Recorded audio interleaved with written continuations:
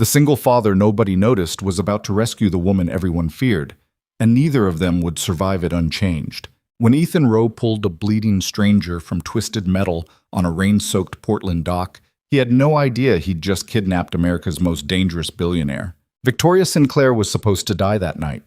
Instead, she woke up hidden in a mechanic's spare bedroom, surrounded by motorcycle parts and a little girl's crayon drawings. The men hunting her would burn everything to find her, and the quiet man protecting her was about to lose the only life he had left. Like this video and comment what city you're watching from so I can see how far this story travels. The rain came down like nails against the windshield. Ethan Rowe squinted through the downpour, his ancient Ford pickup shuddering as he navigated the empty industrial road near the Portland docks. It was past 11 and he should have been home an hour ago. Sophie would be asleep by now. Mrs. Chen from downstairs always put her to bed when he worked late. But guilt still twisted in his chest. Third time this week he'd missed bedtime stories. The engine coughed. Ethan patted the dashboard like it was a dying dog. Come on, girl, just get me home. He was 32 years old and felt 50. His hands were permanently stained with engine grease. His back ached from hunching over motorcycles all day, and his bank account had exactly $214 until Friday. Rent was due Tuesday. Sophie needed new shoes. The electric bill was already 2 weeks overdue. He'd rebuild a 1974 Triumph Bonneville tomorrow if the parts shipment came through. Maybe that'd bring in enough to stop the bleeding for another month. Maybe.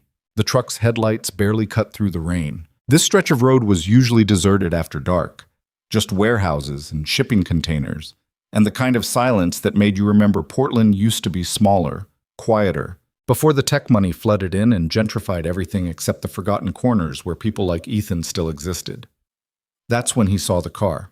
It was wrapped around a concrete pillar off the side of the road, steam rising from the crushed hood, driver's door hanging open like a broken jaw. The vehicle was expensive, some kind of black luxury sedan that probably cost more than Ethan would make in 5 years. But it was destroyed now, front-end accordioned. Glass scattered across the wet pavement like diamonds. Ethan hit the brakes. His truck skidded slightly on the slick road before jerking to a stop about 30 feet away. He sat there for a moment, engine idling, wipers scraping across the windshield in rhythmic protest. Every instinct told him to keep driving. Call 911, sure. But don't stop. Don't get involved. He had Sophie to think about. He couldn't afford complications, couldn't afford to be a witness to whatever the hell had happened here. Rich people and their problems, that wasn't his world. But then he saw her. A woman, crawling away from the wreckage. She moved slowly, dragging herself across the pavement with what looked like her last reserves of strength.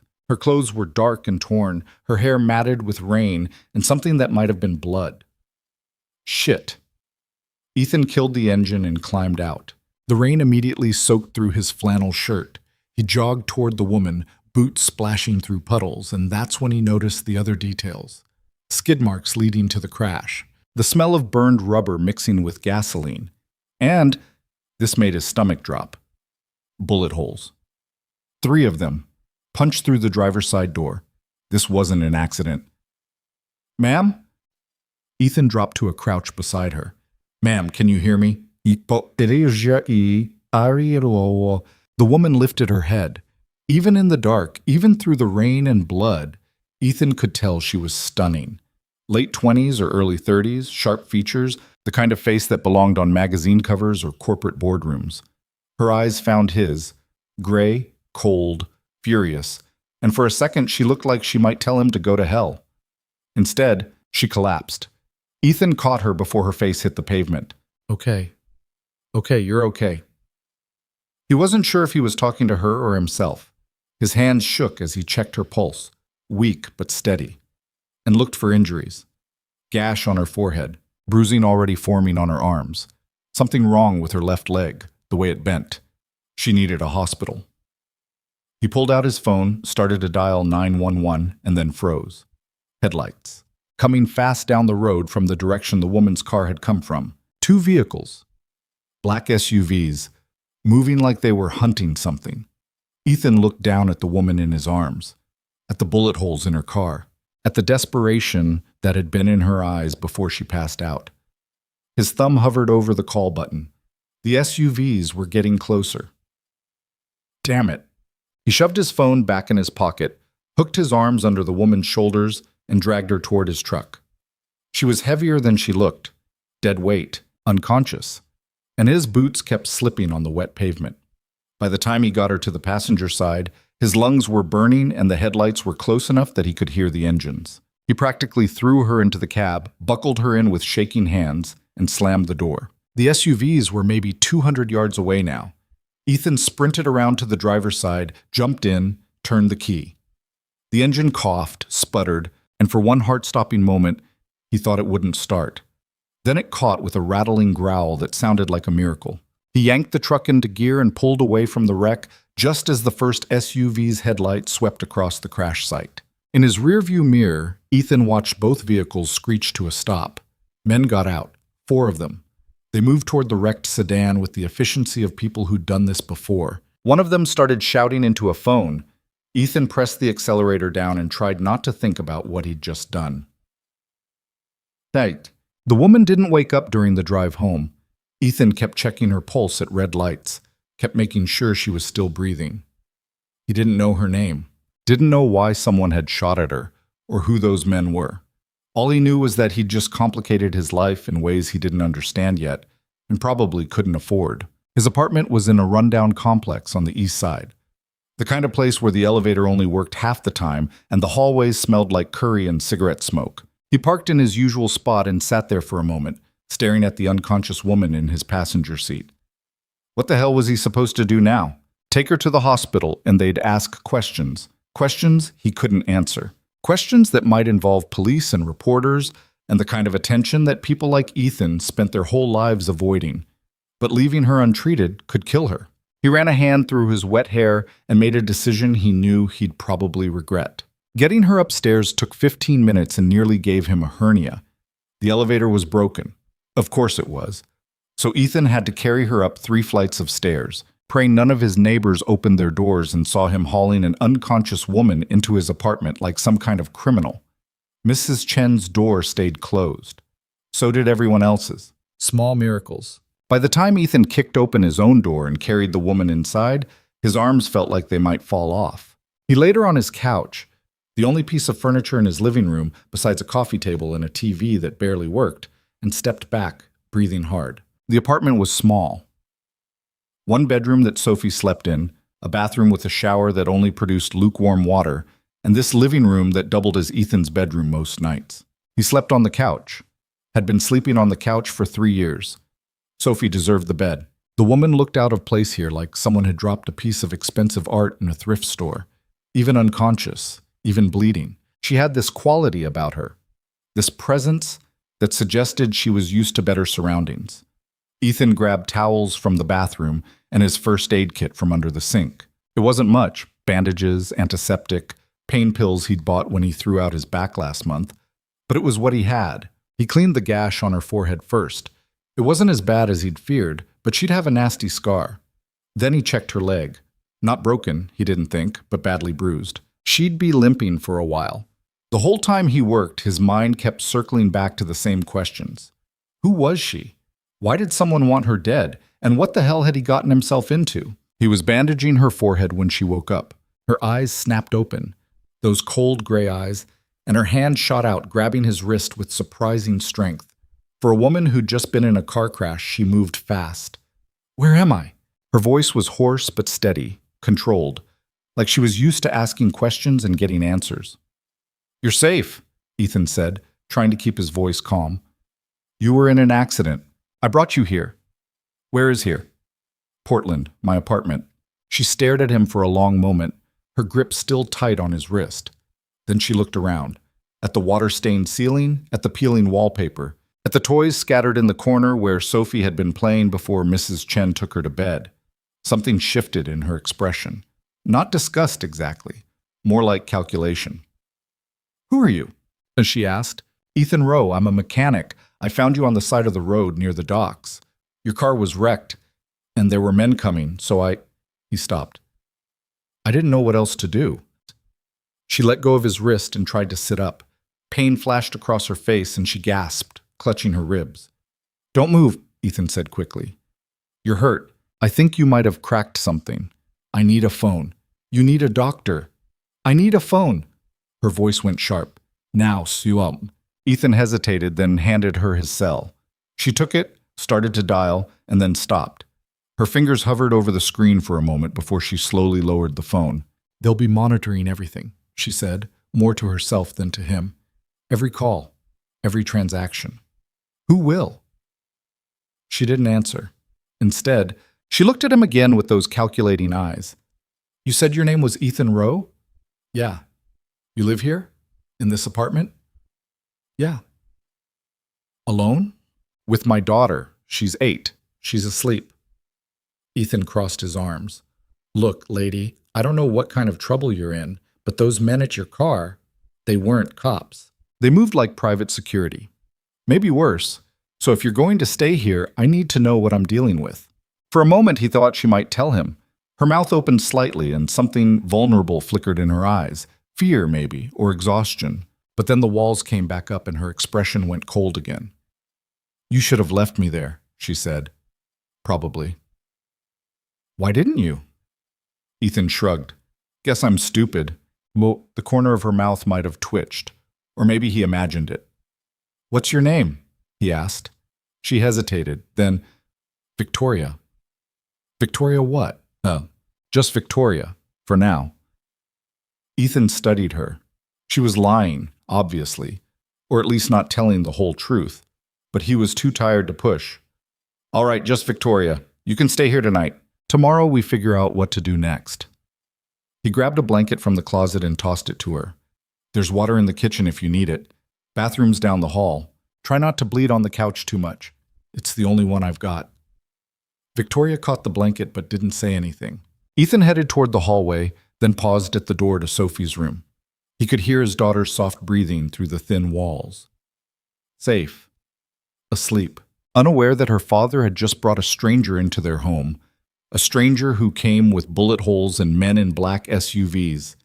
He really was stupid, but when he glanced back at Victoria, at the way she'd curled up on his couch like she was trying to make herself as small as possible, he didn't regret it. Not yet, anyway. But Sophie found Victoria at 6 in the morning. Ethan woke to his daughter's voice, high-pitched, curious, completely lacking any sense of danger, coming from the living room. Daddy, there's a lady on our couch. He shot upright from where he'd been sleeping on the floor beside Sophie's bed, his back screaming in protest, and stumbled into the living room still half asleep. Victoria was already awake, sitting stiffly on the couch with the blanket pulled up to her chin. Sophie stood about 3 feet away, staring at her with the unfiltered fascination only an 8-year-old could manage. Sophie, honey, come here. Ethan positioned himself between his daughter and the stranger, protective instinct kicking in. Who is she? Sophie asked, not moving. This is Victoria. She's a friend. She's going to be staying with us for a little while. Why? Because she needs help. Sophie considered this, then looked at Victoria with concern. Are you sick? Victoria blinked. She seemed thrown by the question, like she'd expected something else. I'm fine, she said, her voice softer than it had been last night. You have a bandage on your head. I had an accident. What kind of accident? Sophie, Ethan said firmly. Why don't you go get dressed for school? You can ask Victoria questions later. Sophie pouted but obeyed, shooting one last curious glance at Victoria before disappearing into her bedroom. Once she was gone, Ethan turned back to Victoria. How are you feeling? Like I was in a car accident. She shifted slightly and winced. But alive. Thank you for that. Yeah, well. Ethan rubbed the back of his neck. We need to talk about what happens next. Those men last night will be looking for me. I know. So what do we do? Us. Victoria was quiet for a moment, her gaze distant. When she spoke, her voice was carefully neutral. I need to stay hidden, just for a few days, maybe a week, until I can figure out who's trying to kill me and why. And then what? Then I disappear. Permanently, if necessary. Ethan stared at her. You're serious? Yes. Lady, I don't know what kind of life you've got, but you can't just disappear. What about your family? Your job? Something dark crossed Victoria's face. I don't have family, and my job is complicated. What do you do? It doesn't matter. It matters if it's going to get my daughter killed. Victoria flinched like he'd slapped her. Good. She needed to understand what was at stake here. You're right, she said after a moment. You're absolutely right, which is why I should leave. Now, before they track me here. She tried to stand and immediately gasped, clutching her ribs again. Ethan caught her before she fell. You're not going anywhere like this, he said. You can barely walk. I'll manage. You'll get yourself killed. Better me than you and your daughter. Yeah. Ethan helped her back onto the couch, frustration building in his chest. This woman was infuriating, proud and stubborn and completely unreasonable. But she was also terrified. He could see it in the way her hands shook, in the tightness around her eyes. Listen, he said, keeping his voice low so Sophie wouldn't hear. I pulled you out of that wreck. I brought you here. So you're my responsibility now, whether I like it or not. And I'm not throwing an injured woman out on the street where someone can finish what they started. So here's what's going to happen. You're going to stay here. You're going to rest. And when you're strong enough to walk without falling over, we'll figure out a plan. Understood? He gets. Victoria stared at him like she'd never been spoken to that way in her life. Why? She finally asked. Why what? Why are you helping me? You don't know me. You don't owe me anything. Ethan thought about that. Thought about the bullet holes in her car. Thought about the way she'd looked when she woke up. Like she'd expected to be dead. Because someone should, he said simply. Before Victoria could respond, Sophie burst back into the room wearing mismatched socks and a shirt with a unicorn on it. Daddy, we're out of cereal again. Ethan sighed. Right, normal life. Bills and breakfast and getting his kid to school on time. I'll grab some on the way home from work, he said, then looked at Victoria. You going to be okay here by yourself? I've been taking care of myself for a long time. That's not what I asked. Victoria's jaw tightened. I'll be fine. Of course. Ethan didn't entirely believe her, but what choice did he have? He couldn't miss work, not with rent due and Sophie depending on him. So he made sure Victoria had his number, showed her where the food was, and told her not to answer the door for anyone. Then he took Sophie to school and tried not to think about the dangerous stranger he'd left alone in his apartment. The garage where Ethan worked was called Rose Custom Shop, which was technically accurate even though Ethan didn't own it anymore. He used to. Had started the business right after Sophie was born, back when he was young and stupid and thought hard work was enough to build something lasting. For a while it had been good. Great even.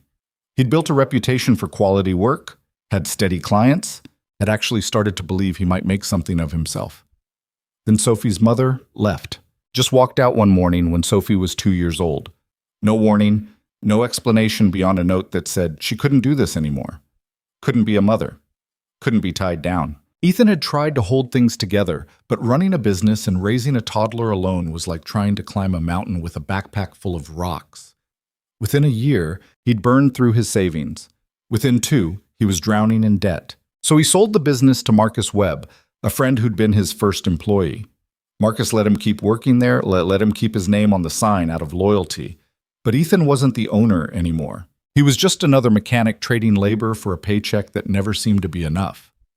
You look like hell, Marcus said when Ethan walked in that morning. Didn't sleep much. Sophie keep you up? Something like that. Marcus was a good guy. Mid-40s, built like a barrel, with hands that could tear an engine apart and put it back together blindfolded. He'd saved Ethan's life by buying the shop, even if the reminder of what he'd lost sometimes stung. Got the Triumph parts in, Marcus said, nodding toward a box in the corner. You still planning to rebuild that thing? Yeah, customers paying cash if I can finish by Friday. That'll be tight. I'll make it work. Ethan spent the morning stripping down the old Bonneville, losing himself in the familiar rhythm of disassembly. Motorcycles made sense. You could take them apart, figure out what was broken, fix it. Unlike people. Unlike lives. Around noon, his phone rang. Unknown number. Ethan almost didn't answer, but something made him pick up. Hello? Silence on the other end. Then quietly, it's Victoria. His stomach dropped. What's wrong? Nothing. I just... She paused. I don't know how to use your coffee maker. Ethan blinked. What? Your coffee maker. I can't figure out how to turn it on. There's no touch screen. Despite everything, Ethan felt a laugh bubbling up. It's not digital. You just push the button on the side. Oh. Another pause. Right. She sounded embarrassed.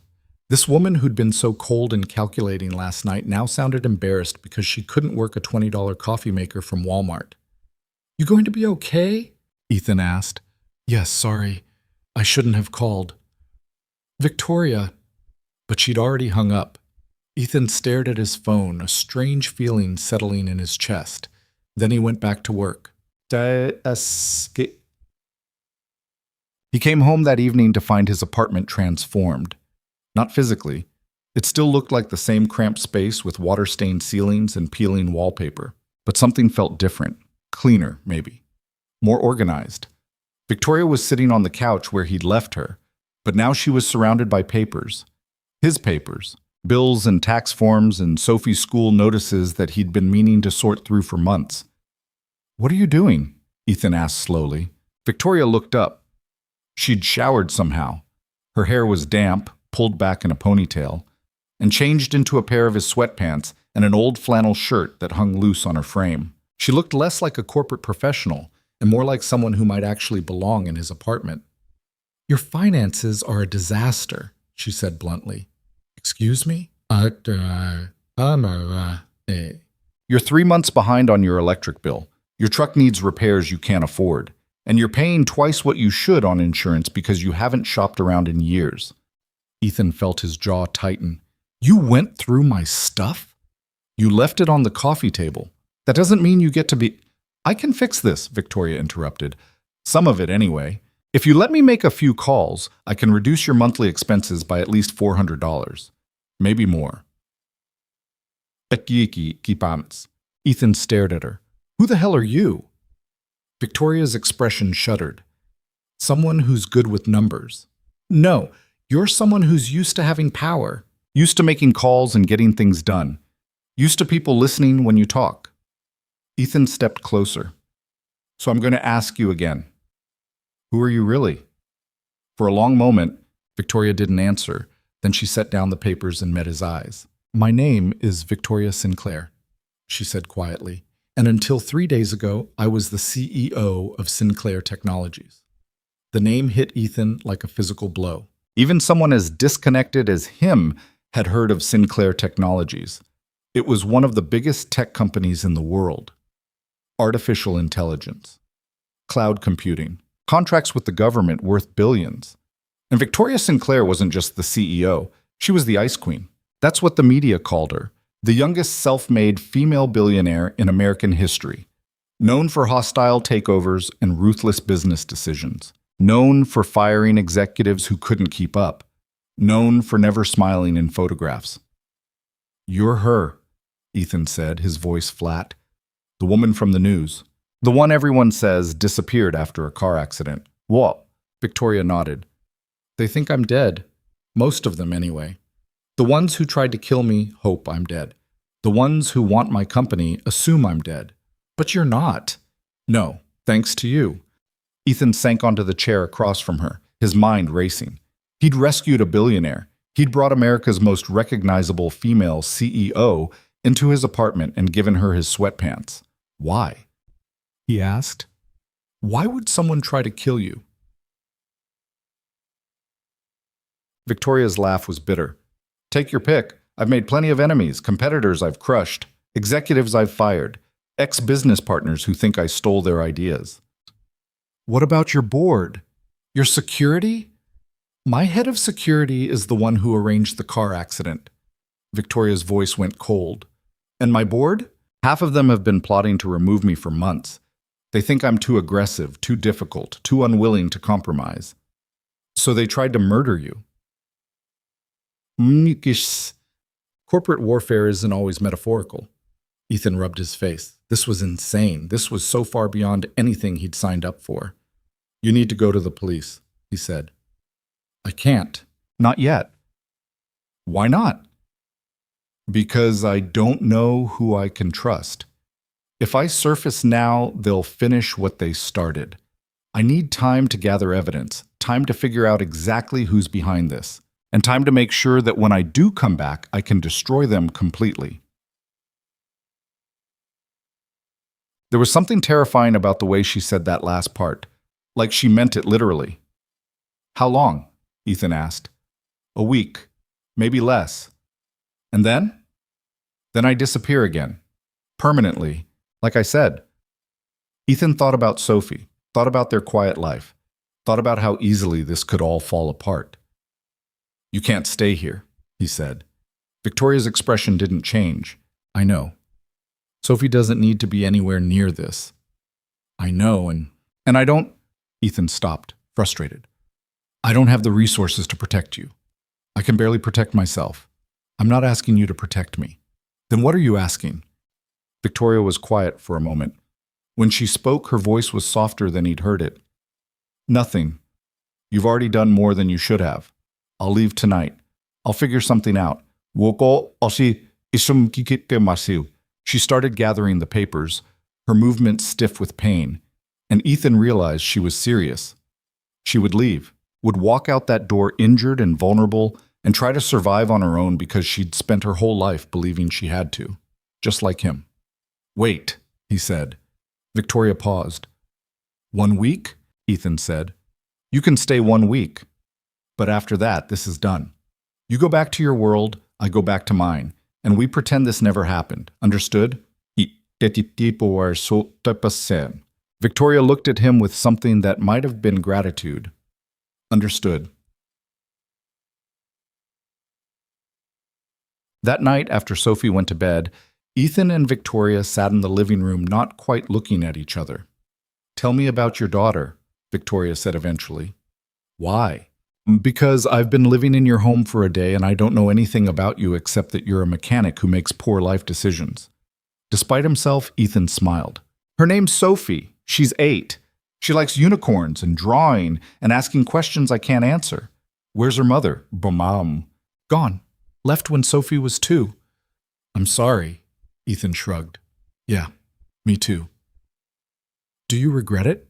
Raising her alone? Every day. And never.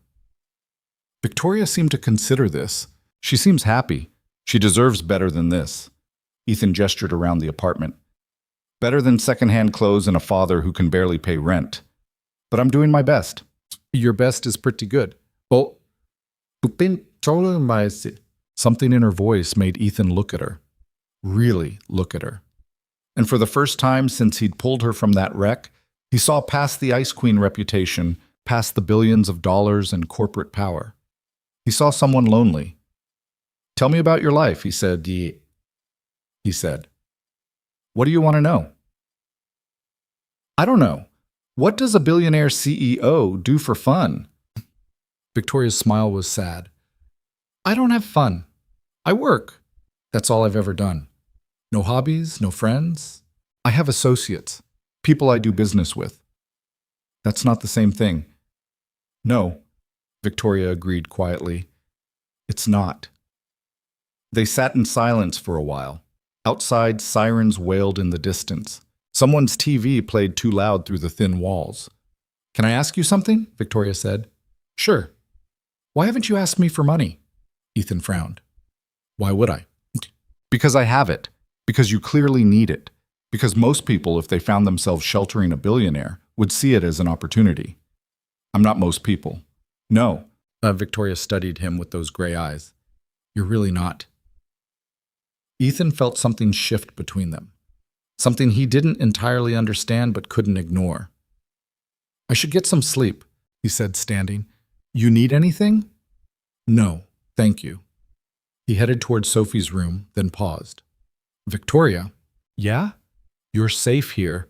Whatever's coming, whatever happens, you're safe here. Victoria didn't respond, but when Ethan glanced back, she was looking at him like he'd said something in a language she'd forgotten she understood. Like maybe, for the first time in a long time, she actually believed it. The next morning, everything changed. Ethan was making breakfast.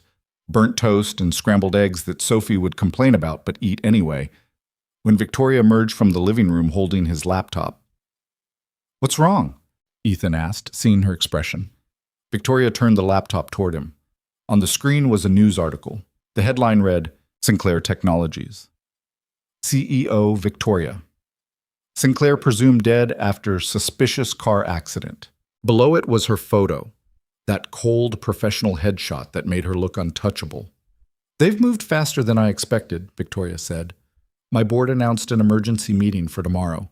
They're planning to vote on my replacement. Can they do that? If I'm dead? Yes. But you're not dead. They don't know that. And even if they did, I can't prove who tried to kill me. Not yet." Victoria's hands tightened on the laptop. "If they vote me out tomorrow, I'll lose everything. My company, my legacy, everything I've built. So what do you do?" Victoria was quiet for a long moment. Then she looked at Ethan with something like determination. "I fight back." And watching her stand there in his kitchen, wearing his old clothes in his falling apart apartment, Ethan realized something. He'd rescued her from a car accident, but the real crash was only just beginning. Victoria started making phone calls that afternoon. Not from Ethan's cell. She'd explained that was too risky, too easy to trace. Instead, she'd sent him to a convenience store 3 blocks away to buy prepaid phones with cash. 2 of them.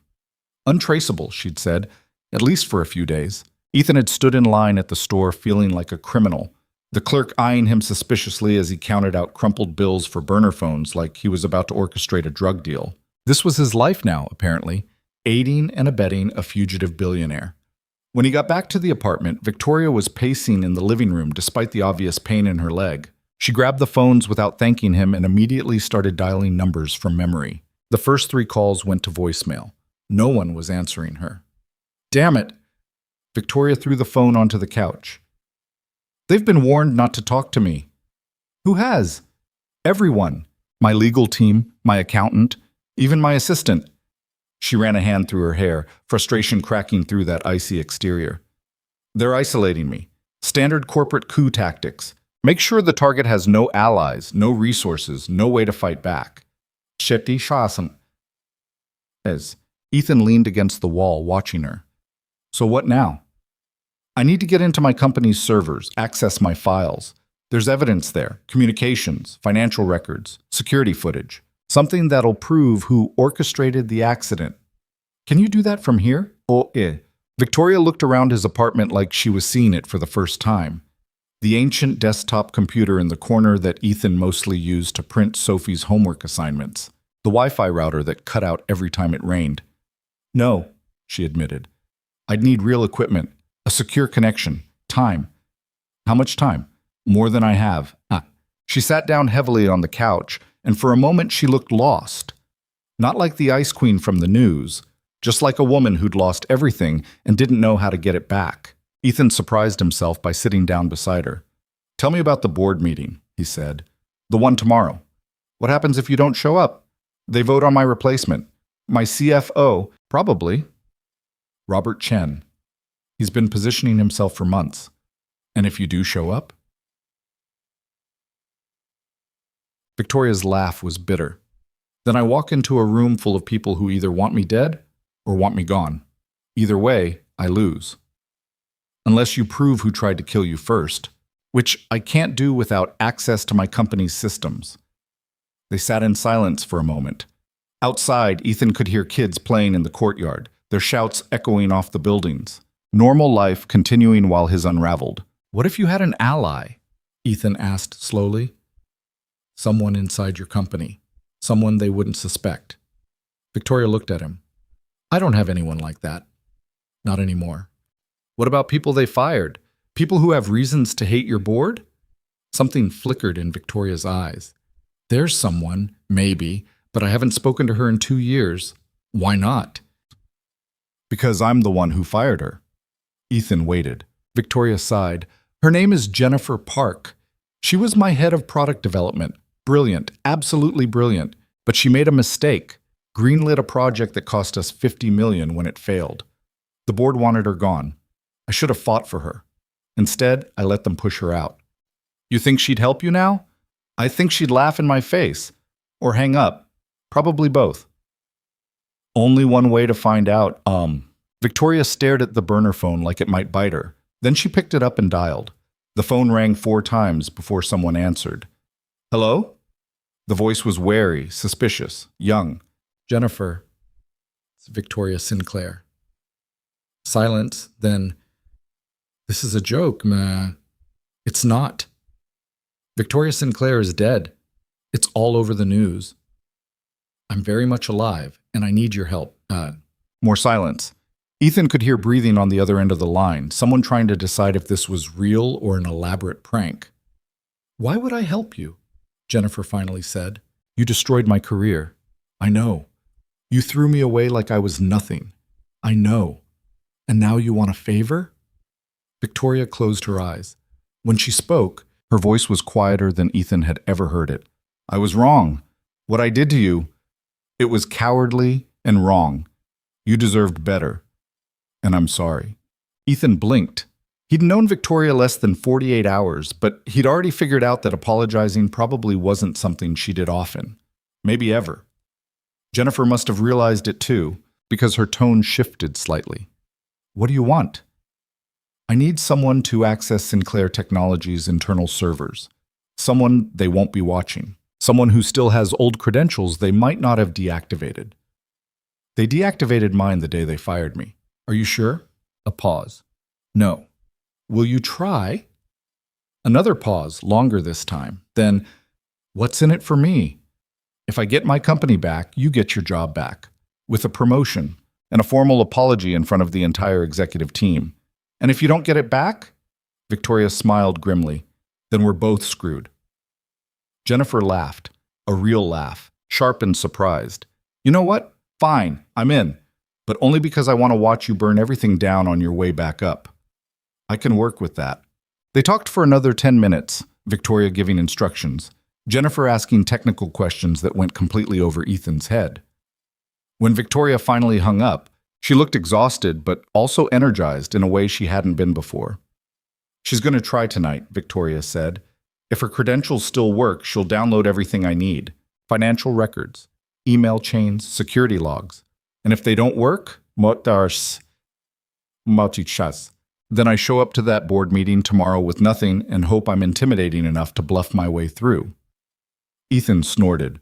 You're definitely intimidating. Is that a compliment? I honestly don't know. Victoria's mouth twitched into something that might have been a smile.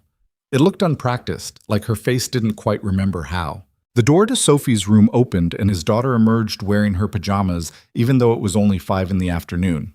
Daddy, can Victoria read me a story tonight? Ethan glanced at Victoria, expecting her to make an excuse. But instead she looked genuinely surprised. You want me to read to you?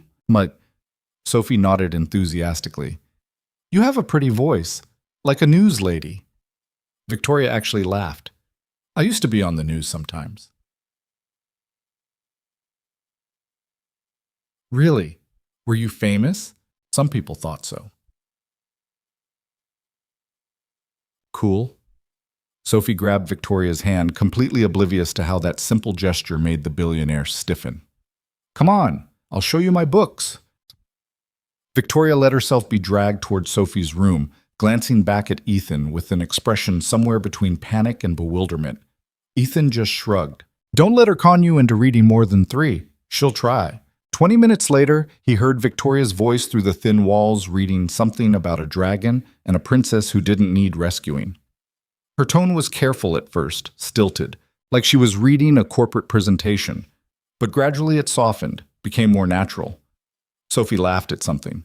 Victoria laughed back. Ethan stood in the kitchen making dinner, pasta again, because it was cheap and he knew how to cook it without burning things, and tried to reconcile the woman reading. Bedtime stories in his daughter's room with the ice queen who'd built a tech empire on ruthless business decisions. They didn't match. Or maybe they did, and he just didn't understand her yet. He was draining the pasta when his phone rang. Unknown number. Ethan answered cautiously. Hello? Woo? Is this Ethan Rowe? The voice was male, professional, cold. Who's asking? My name is Daniel Garrett. I'm head of security for Sinclair Technologies. I believe you have something that belongs to us. Ethan's blood went cold. He glanced toward Sophie's room where Victoria was still reading. I don't know what you're talking about. Don't insult my intelligence. We have footage from the dock, your truck, your license plate. You removed Victoria Sinclair from the scene of the accident. Well, I saw a car wreck. I called 911. No, you didn't. We checked.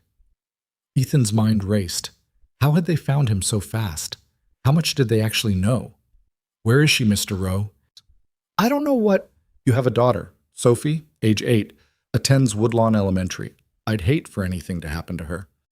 the threat was delivered so casually, it took Ethan a moment to process it. When he did, rage flooded through him so intensely his hands shook. You stay away from my daughter. Doris, yeet, this. Then tell me where Victoria Sinclair is. Go to hell. Ethan hung up. His hands were still shaking. He stared at the phone, half expecting it to ring again, but it stayed silent. Victoria appeared in the kitchen doorway. She must have heard his voice through the walls. What happened? They found me. Security from your company. They know I pulled you out of the wreck. Ethan set the phone down carefully, afraid if he held it any longer he might throw it. They threatened Sophie. Victoria's face went white. I'm leaving. Right now. What? This is exactly what I was afraid of. They're coming after you because of me. I won't let Sophie get hurt because... Stop. Ethan grabbed her arm as she tried to move past him. Just stop. Running isn't going to protect her. They already know who I am. They already have my information. Leaving now just means we're both vulnerable. Then what do you suggest? We move faster than they do. Ethan pulled out the burner phone Victoria had been using. Call Jennifer. Tell her we need those files tonight, not tomorrow. Tonight. That's not enough time. She'd have to... Then it'll have to be enough. Because if they're willing to threaten an 8-year-old girl, they're willing to do a lot worse. And I'm not sitting around waiting for them to make the next move. Victoria stared at him for a long moment. Then she took the phone and started dialing. While she talked to Jennifer, Ethan checked on Sophie. His daughter was lying in bed surrounded by stuffed animals, completely content, completely unaware that someone had just threatened her life. Daddy? She looked up at him with sleepy eyes. Is Victoria going to stay forever? No, honey, just for a little while. I like her. She does different voices for all the characters. Ethan smoothed Sophie's hair back from her forehead. Go to sleep, okay? I'll be right in the living room if you need me.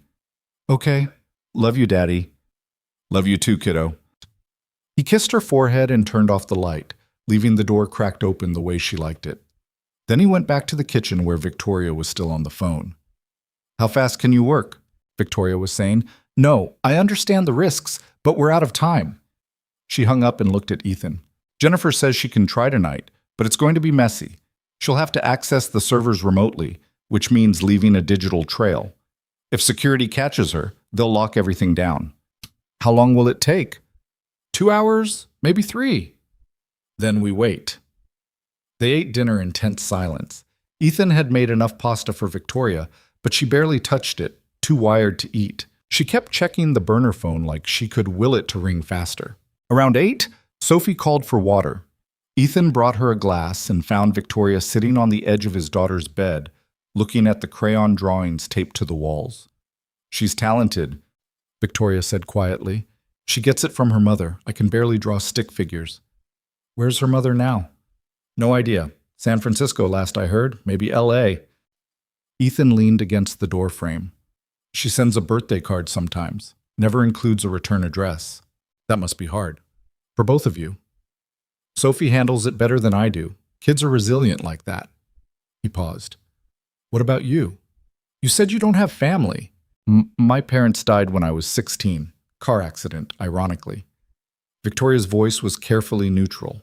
No siblings. No aunts or uncles worth mentioning. I built my company from nothing because I had nothing else. That's lonely. It's efficient. It's still lonely. Victoria didn't argue. She just looked at Sophie's drawings, stick figure families with triangle houses and circle suns, like they were evidence of something she'd never quite understood. The phone rang at 9:45. Victoria nearly dropped it in her rush to answer. Did you get it? Ethan couldn't hear Jennifer's response, but he watched Victoria's expression shift from tense to shocked to something that looked almost like vindication. You're sure? You have proof? More talking on the other end. Send everything to this number, encrypted. I'll download it tonight.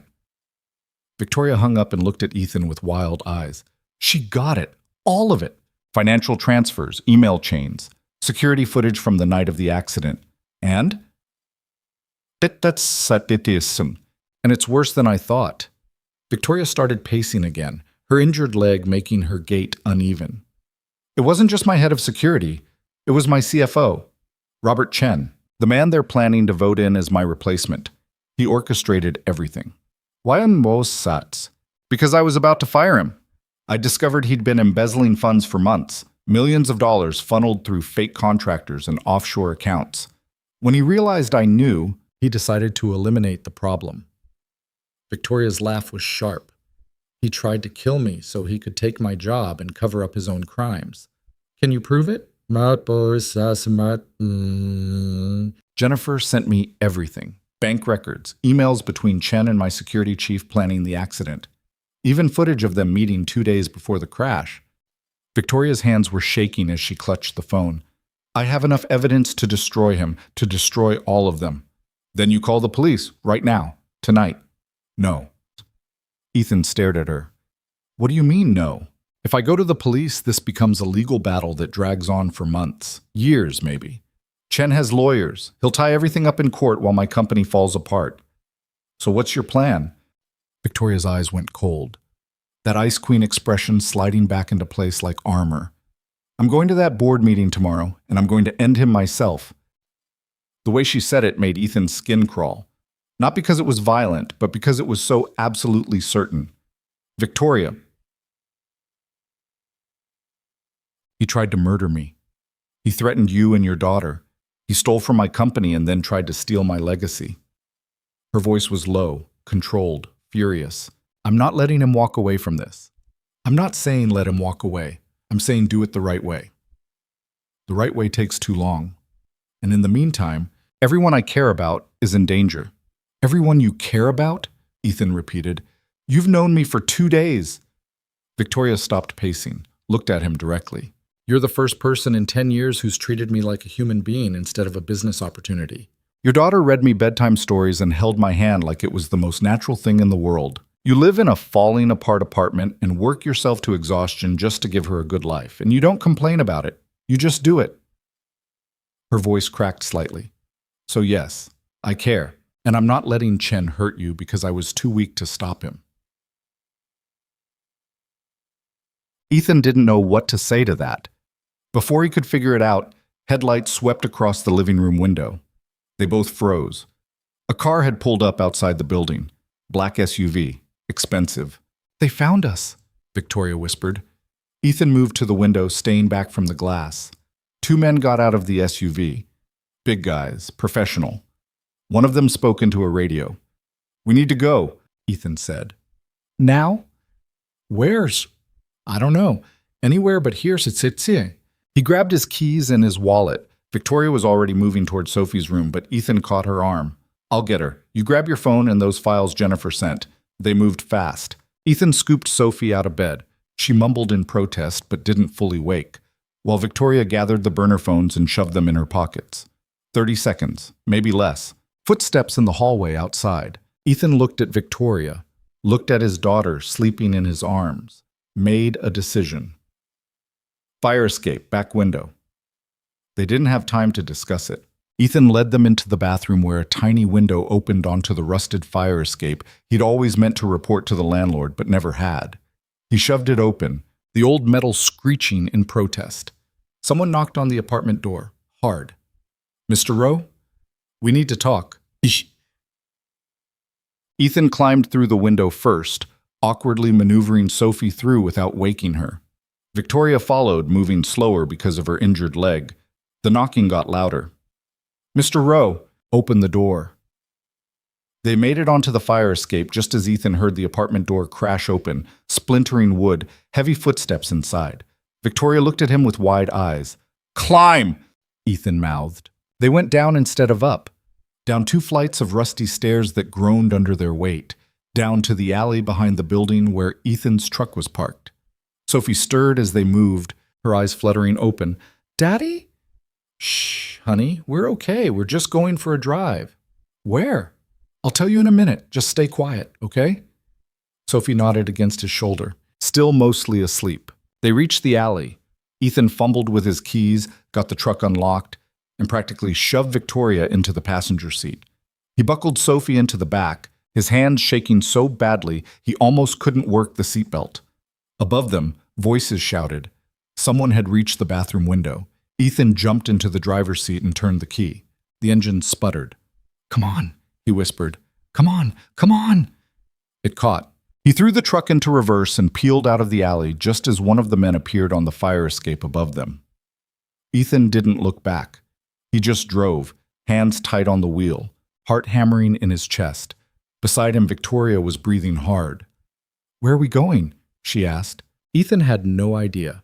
He just drove through the dark streets of Portland, away from his home, away from the only life he knew, with a billionaire in his passenger seat and his daughter in the back, and absolutely no plan for what came next.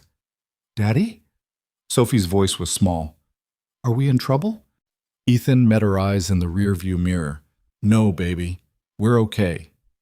It was the first time in his life he'd lied to his daughter. Behind them, headlights appeared. The black SUV, following. Victoria saw it at the same time Ethan did. "They're coming," she said. "I know." "What do we do?" Ethan pressed harder on the accelerator, his old truck protesting as the speedometer climbed. The SUV kept pace easily. "Hold on," he said. Then he took a hard right into a residential neighborhood, tires squealing. The SUV followed. Ethan took another turn, then another, weaving through streets he knew by heart from years of living in this part of the city. The SUV was faster, better. But Ethan knew these roads. He took a sharp left into an alley barely wide enough for his truck. The SUV tried to follow and clipped the corner of a dumpster, sparks flying. It slowed them down just enough. Ethan burst out the other side of the alley and kept driving. 5 minutes later, when he was sure they'd lost the tail, he pulled into a 24-hour grocery store parking lot and killed the engine. His hands were shaking so badly he could barely hold the steering wheel. "Everyone okay?" he asked. "I'm scared," Sophie said. "I know, honey. Me too." Victoria was silent. When Ethan looked at her, there were tears on her face. She wiped them away angrily, like she was mad at herself for crying. "This is my fault," she said. "All of this. I should never have—" "Stop!" Ethan's voice came out harder than he intended. "We're not doing this. Not now. Right now, we figure out where to go and how to keep Sophie safe. Everything else comes after." Victoria nodded, still crying silently. In the back seat, Sophie reached forward and touched Victoria's shoulder. "It's okay," his daughter said softly. "My daddy will fix it. He always does." Ethan wished he had his daughter's faith in him. He pulled out his phone to call Marcus.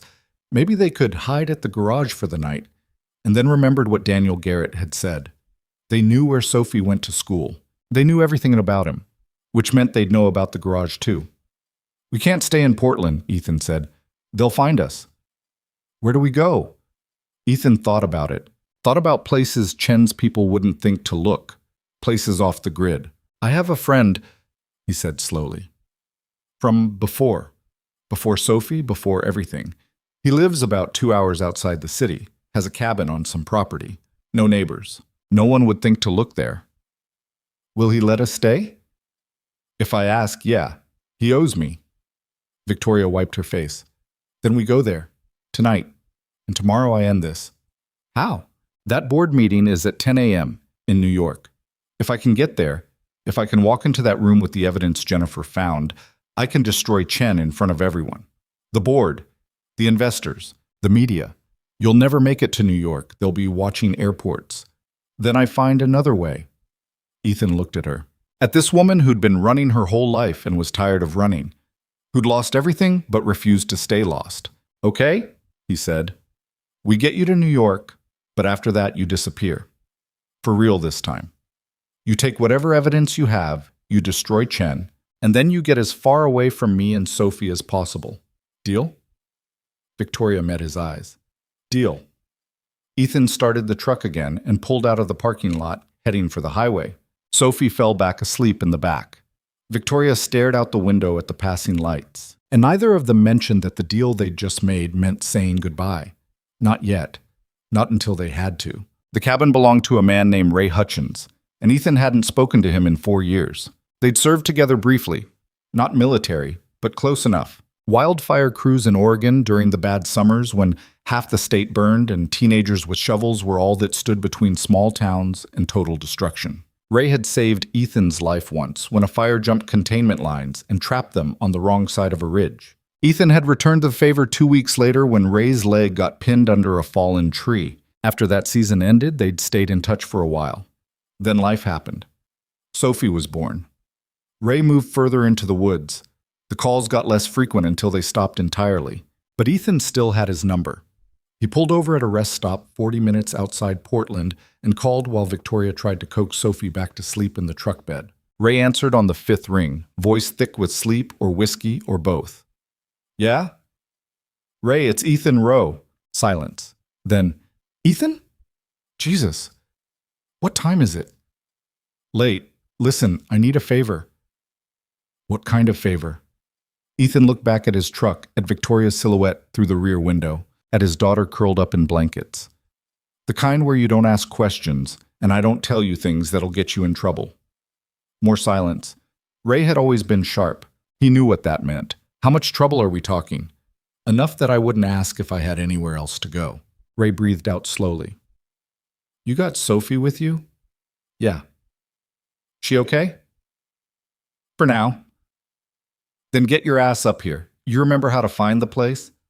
I remember. Gate code's still your birthday. Don't wake me up when you arrive. Ray paused. And Ethan, whatever this is, it better not burn down my cabin. I'll do my best. The line went dead. Ethan climbed back into the truck where Victoria was watching him with tired eyes. He said yes? He said yes. They drove the rest of the way in near silence, following 2-lane highways that cut through dense forest. Sophie slept. Victoria stared out the window. And Ethan tried not to think about how completely his life had derailed in less than 72 hours. Ray's property was exactly as Ethan remembered. 15 acres of pine trees and overgrown trails with a cabin that looked like it had been assembled from spare parts and stubbornness. Solar panels on the roof, a generator in a shed, the kind of place where someone could disappear if they wanted to. The gate code still worked. Ethan pulled up to the cabin and killed the engine. We're here, he said quietly. Victoria looked at the structure with something like disbelief. This is where we're hiding. This is where no one will find us. It doesn't have walls. It has walls. They're just rustic. That's not what rustic means. Despite everything, Ethan smiled. Come on, let's get inside before Sophie freezes. Ray had left the front door unlocked like he'd promised. The interior was small but functional. One main room with a wood stove, a kitchenette that looked barely used, and 2 bedrooms barely bigger than closets. It smelled like pine and old coffee, and the particular kind of quiet that only existed far from cities. Ethan carried Sophie to one of the bedrooms and tucked her into the narrow bed. She didn't wake up. Kids could sleep through anything when they felt safe, and somehow she still felt safe with him, even though he'd just dragged her into something that might get them all killed. When he came back out, Victoria was standing by the wood stove trying to figure out how it worked. There's kindling in the box, Ethan said, moving past her, and matches on the shelf. He got a fire going while Victoria watched. The flames caught slowly, reluctantly, but eventually they took. Heat started spreading through the small space. You should sleep, Ethan said. It's almost 3 a.m. I can't. Victoria sat down heavily on the worn couch. Every time I close my eyes, I see the crash. The men shooting. The way Daniel Garrett's voice sounded when he threatened your daughter. Ethan sat beside her, keeping a careful distance. You did everything you could. I dragged you into this. I pulled you out of a wrecked car. That was my choice. A stupid choice. Maybe, but it's done now. Ethan leaned back, exhaustion pulling at him. So today, I guess, what's the plan? How do you get from here to New York by 10 a.m? Victoria pulled out one of the burner phones and started typing. There's a private airstrip about an hour from here, small operation. They do charter flights for people who want to avoid commercial airports. That costs money. I still have access to some accounts Chen doesn't know about. Offshore holdings I set up years ago. She kept typing. If I can get to that airstrip and book a flight, I can be in New York by 9. That gives me an hour to prepare. And when you get there, I walk into that boardroom. I present the evidence. I watch Robert Chen's career end in real time. Victoria's voice went flat. Then I make sure he spends the rest of his life in prison for attempted murder and embezzlement. You sound very sure about that. I am sure. I've been planning corporate takedowns since I was 25. This is just another hostile acquisition. Except the asset I'm acquiring is my own life back. Ethan studied her profile in the firelight. The bruises were fading but still visible. The cut on her forehead was healing but would definitely scar. She looked tired and determined and absolutely unwilling to bend. What happens after? He asked. After you destroy Chen and take back your company. What then? Victoria was quiet for a long moment. I disappear. Like I promised. I'll set up a new CEO to run things. Someone I trust. Someone who won't try to kill me. And then I walk away. To where? I don't know yet. Somewhere quiet. Somewhere nobody knows my name. She glanced at him. Somewhere I can figure out who I am without the company. You think you'll miss it? I think I've been Victoria Sinclair, CEO, for so long that I don't remember how to be anything else. The fire crackled. Outside, wind moved through the trees with a sound like distant conversation. For what it's worth, Ethan said, I think you'd be okay. Without the company. You're tougher than you think. Victoria's laugh was soft and sad. You've known me 3 days. Long enough to see you survive a murder attempt, plan a corporate coup from a stranger's couch, and read bedtime stories to an 8-year-old like you've been doing it your whole life. Ethan met her eyes. Yeah, I think you'd be okay. Something shifted in Victoria's expression, something vulnerable that she quickly tried to hide. Thank you, she said quietly, for everything, for saving me, for protecting Sophie, for not treating me like a business deal. You're welcome. They sat there in silence for a while, both too wired to sleep despite the exhaustion. Eventually, Victoria leaned against his shoulder without seeming to realize she was doing it. Ethan didn't move. Just let her rest there while the fire burned down and dawn started creeping through the windows. He must have dozed off at some point because he woke to Sophie's voice and morning light streaming through the cabin. Daddy, where are we? Victoria was already awake, sitting upright, putting distance between them like she'd been caught doing something wrong. Ethan rubbed his face and tried to shake off the grogginess. We're at my friend Ray's cabin, honey, remember? I told you we were going on a little trip. Sophie looked around with wide eyes. It smells weird. That's just the woods. Are those deer? Sophie had moved to the window, pointing at something outside. Ethan joined her. Sure enough, 3 deer were grazing near the tree line, unbothered by the cabin's presence. Yeah, pretty cool, right? Can I go see them? Not right now, but maybe later. Sophie seemed satisfied with that answer. She wandered into the kitchen area, poking through Ray's sparse cabinets. Do we have breakfast? I'll figure something out. Ray had left basics. Coffee, canned soup, some stale crackers. Not exactly kid-friendly options. Ethan made a mental note to drive into whatever town was nearby and get real food.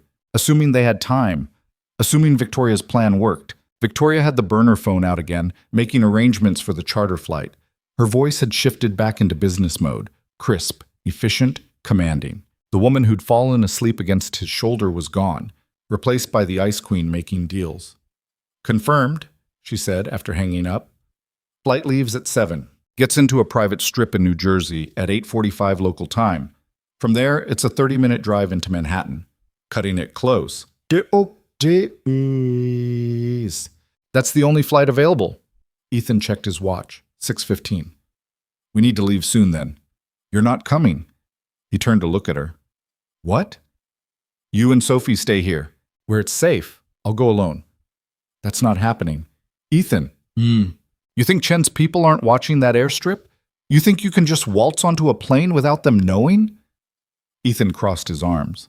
You need backup, even if it's just someone driving you there and making sure you actually get on the plane. And if they follow us, if they find Sophie, then I deal with it. But I'm not letting you do this alone. They stared at each other, neither willing to back down. Finally, Victoria looked away. Fine, but Sophie stays here. Sophie comes with us. That's insane. Ray's in town getting supplies. The cabin's empty.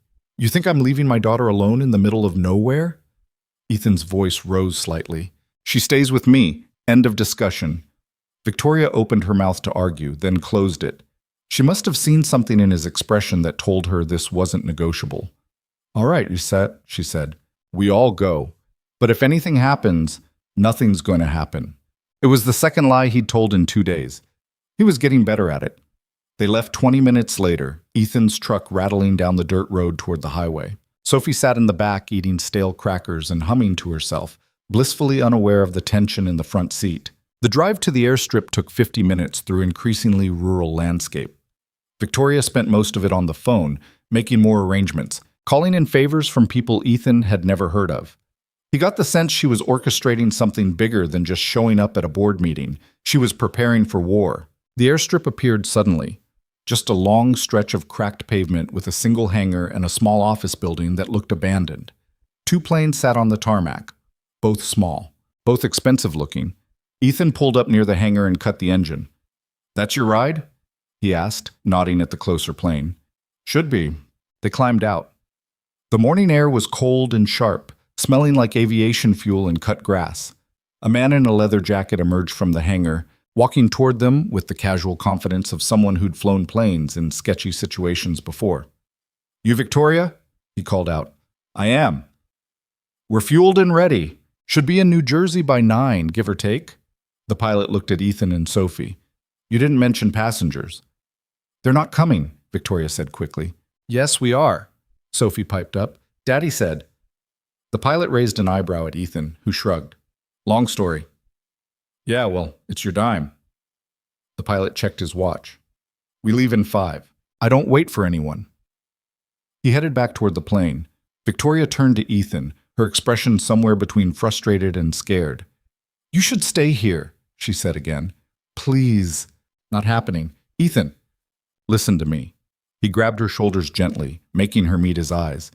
You're about to walk into a room full of people who want you dead or gone. You're going to accuse your CFO of attempted murder in front of investors and cameras. That's not something you do alone. That's not something anyone should have to do alone. I've been alone my whole life. Yeah, I know. That's the problem. Well, Victoria's eyes were bright with something that might have been tears, but she blinked them away and straightened her shoulders. Okay, she said. Okay, you win. They boarded the plane, a 6-seater that smelled like old leather and mechanical oil.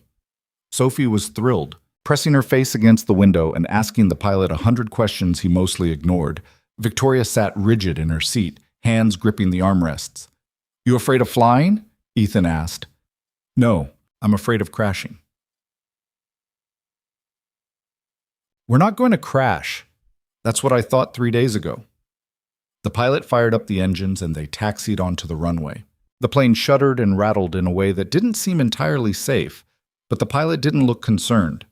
They picked up speed, the trees at the end of the runway getting closer and closer until suddenly they weren't and the ground fell away beneath them. Sophie squealed with delight. Victoria went even more pale. Ethan reached over and took her hand without thinking about it. She gripped his fingers so hard it hurt, but he didn't pull away. They flew east into the rising sun. The flight took just under 3 hours with a headwind. Victoria spent most of it going over the evidence Jennifer had sent, organizing it on her phone, rehearsing what she'd say. Ethan watched her work, fascinated by the transformation. This was her element. This was where the Ice Queen lived. Around 9, the pilot's voice crackled through the cabin speakers. Starting descent. We'll be on the ground in 10. New Jersey appeared below them. Industrial parks and highways, and then the small private airstrip the pilot had mentioned.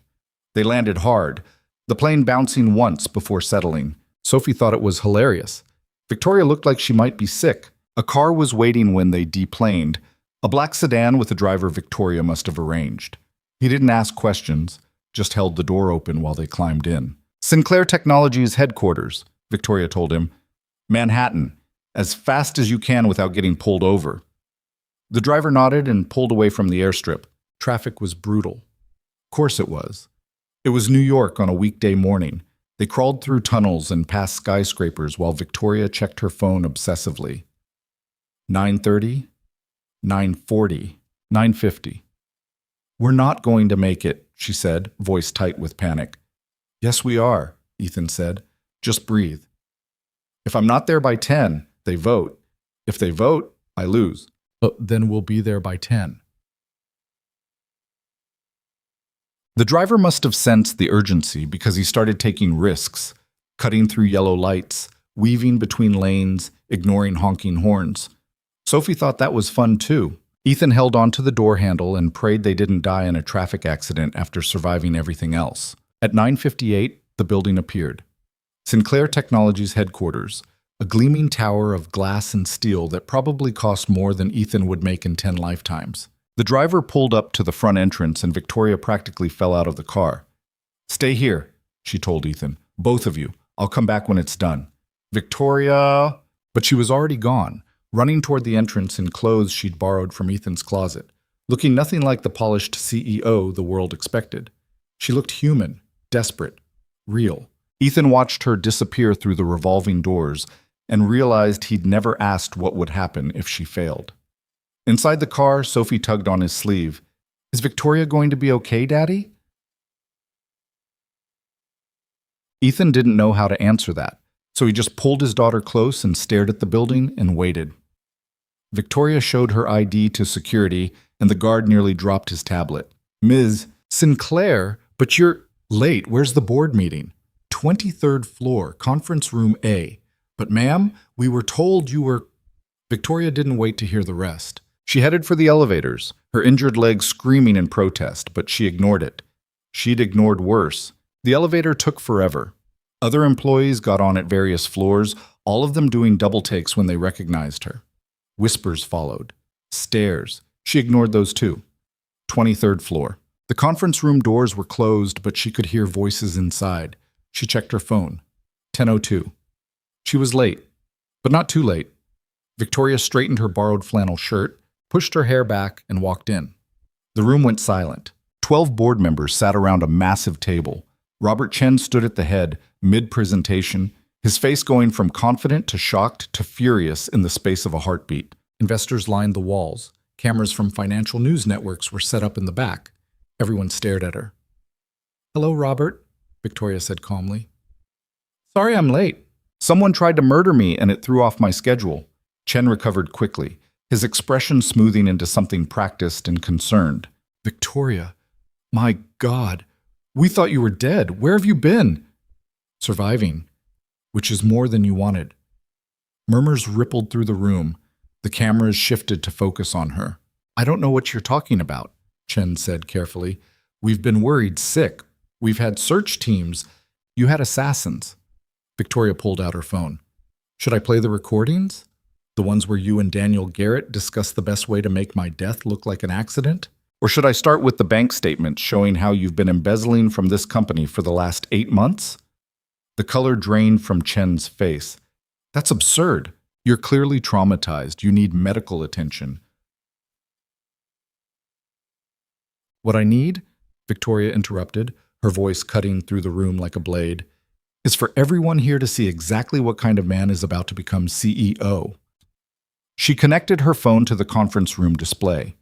Emails appeared, financial records, security footage of Chen meeting with Garrett, audio recordings of them planning the accident, discussing how to frame it, how to eliminate the problem of Victoria Sinclair permanently. The room erupted, board members shouting, investors demanding explanations, reporters surging forward with cameras and microphones. And through it all, Victoria stood at the head of the table looking directly at Robert Chen with cold, absolute certainty. You tried to kill me, she said quietly. You failed, and now I'm going to take everything from you. Chen lunged toward her, rage finally breaking through his composed exterior. Two security guards appeared from nowhere, grabbing his arms before he could reach her. He fought against them, screaming, "You can't do this. You can't just—" "I already did." Police arrived within minutes. Someone must have called them the moment Victoria started presenting evidence. They handcuffed Chen right there in front of everyone. The board, the investors, the cameras broadcasting this disaster to the entire business world. As they led him away, Chen twisted back to look at Victoria. "This isn't over," he snarled. "Yes," Victoria said tiredly. "It is." When the conference room finally cleared, police and reporters and shocked board members all filtering out, Victoria stood alone at the window looking down at the city she'd built her empire in. Her phone buzzed, a text from an unknown number. "We saw the news." "You did it? Get out of there, now." It was from Ethan. She'd forgotten he was waiting outside. Forgotten Sophie was in the car. Forgotten that somewhere beyond this building was a life that had nothing to do with hostile takeovers and corporate warfare. Victoria took the elevator down and walked out through the front entrance where Ethan's beat-up truck looked wildly out of place among the luxury cars and town cars. He was leaning against the driver's side door, Sophie sitting on the hood eating what looked like a hot dog from a street vendor. When Victoria approached, Ethan straightened. "So?" he asked. "How'd it go?" Victoria felt something break loose in her chest. A laugh bubbled up, exhausted and slightly hysterical, but real. "I destroyed him," she said. "Completely." Sophie jumped off the hood and threw her arms around Victoria's waist. "You were so brave," his daughter said. "We watched you on Daddy's phone. You were like a superhero." Victoria looked down at the little girl hugging her, then up at Ethan, who was watching them both with an expression she couldn't quite read. "What now?" he asked. Victoria didn't know. For the first time in her adult life, she had no plan. No next move, no strategy. "Now," she said slowly, "I guess I figure out what comes next." Ethan nodded. "We should probably get out of here before the reporters find you." They climbed back into the truck. Victoria in the passenger seat, Sophie chattering excitedly in the back about how cool everything had been. Ethan started the engine and pulled away from the building. As Manhattan disappeared in the rearview mirror, Victoria realized she wasn't thinking about her company or her board or what would happen to Sinclair Technologies now that Robert Chen was in custody. She was thinking about a little apartment in Portland with water-stained ceilings and a garage that barely survived month to month, and a man who'd saved her life without expecting anything in return. And she was thinking that maybe, for the first time ever, she didn't want to disappear. They made it back to Ray's cabin by midnight, Sophie asleep in the back seat again, and Victoria staring at her phone like it might explode.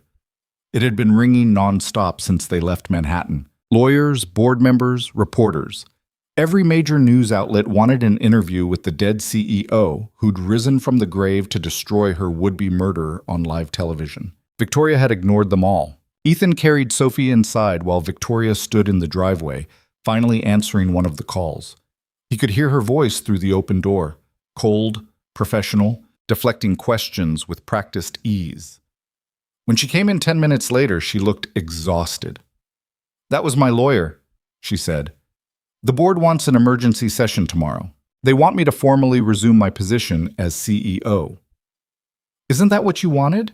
"I don't know anymore, shots." Ethan got the fire going while Victoria collapsed onto the couch.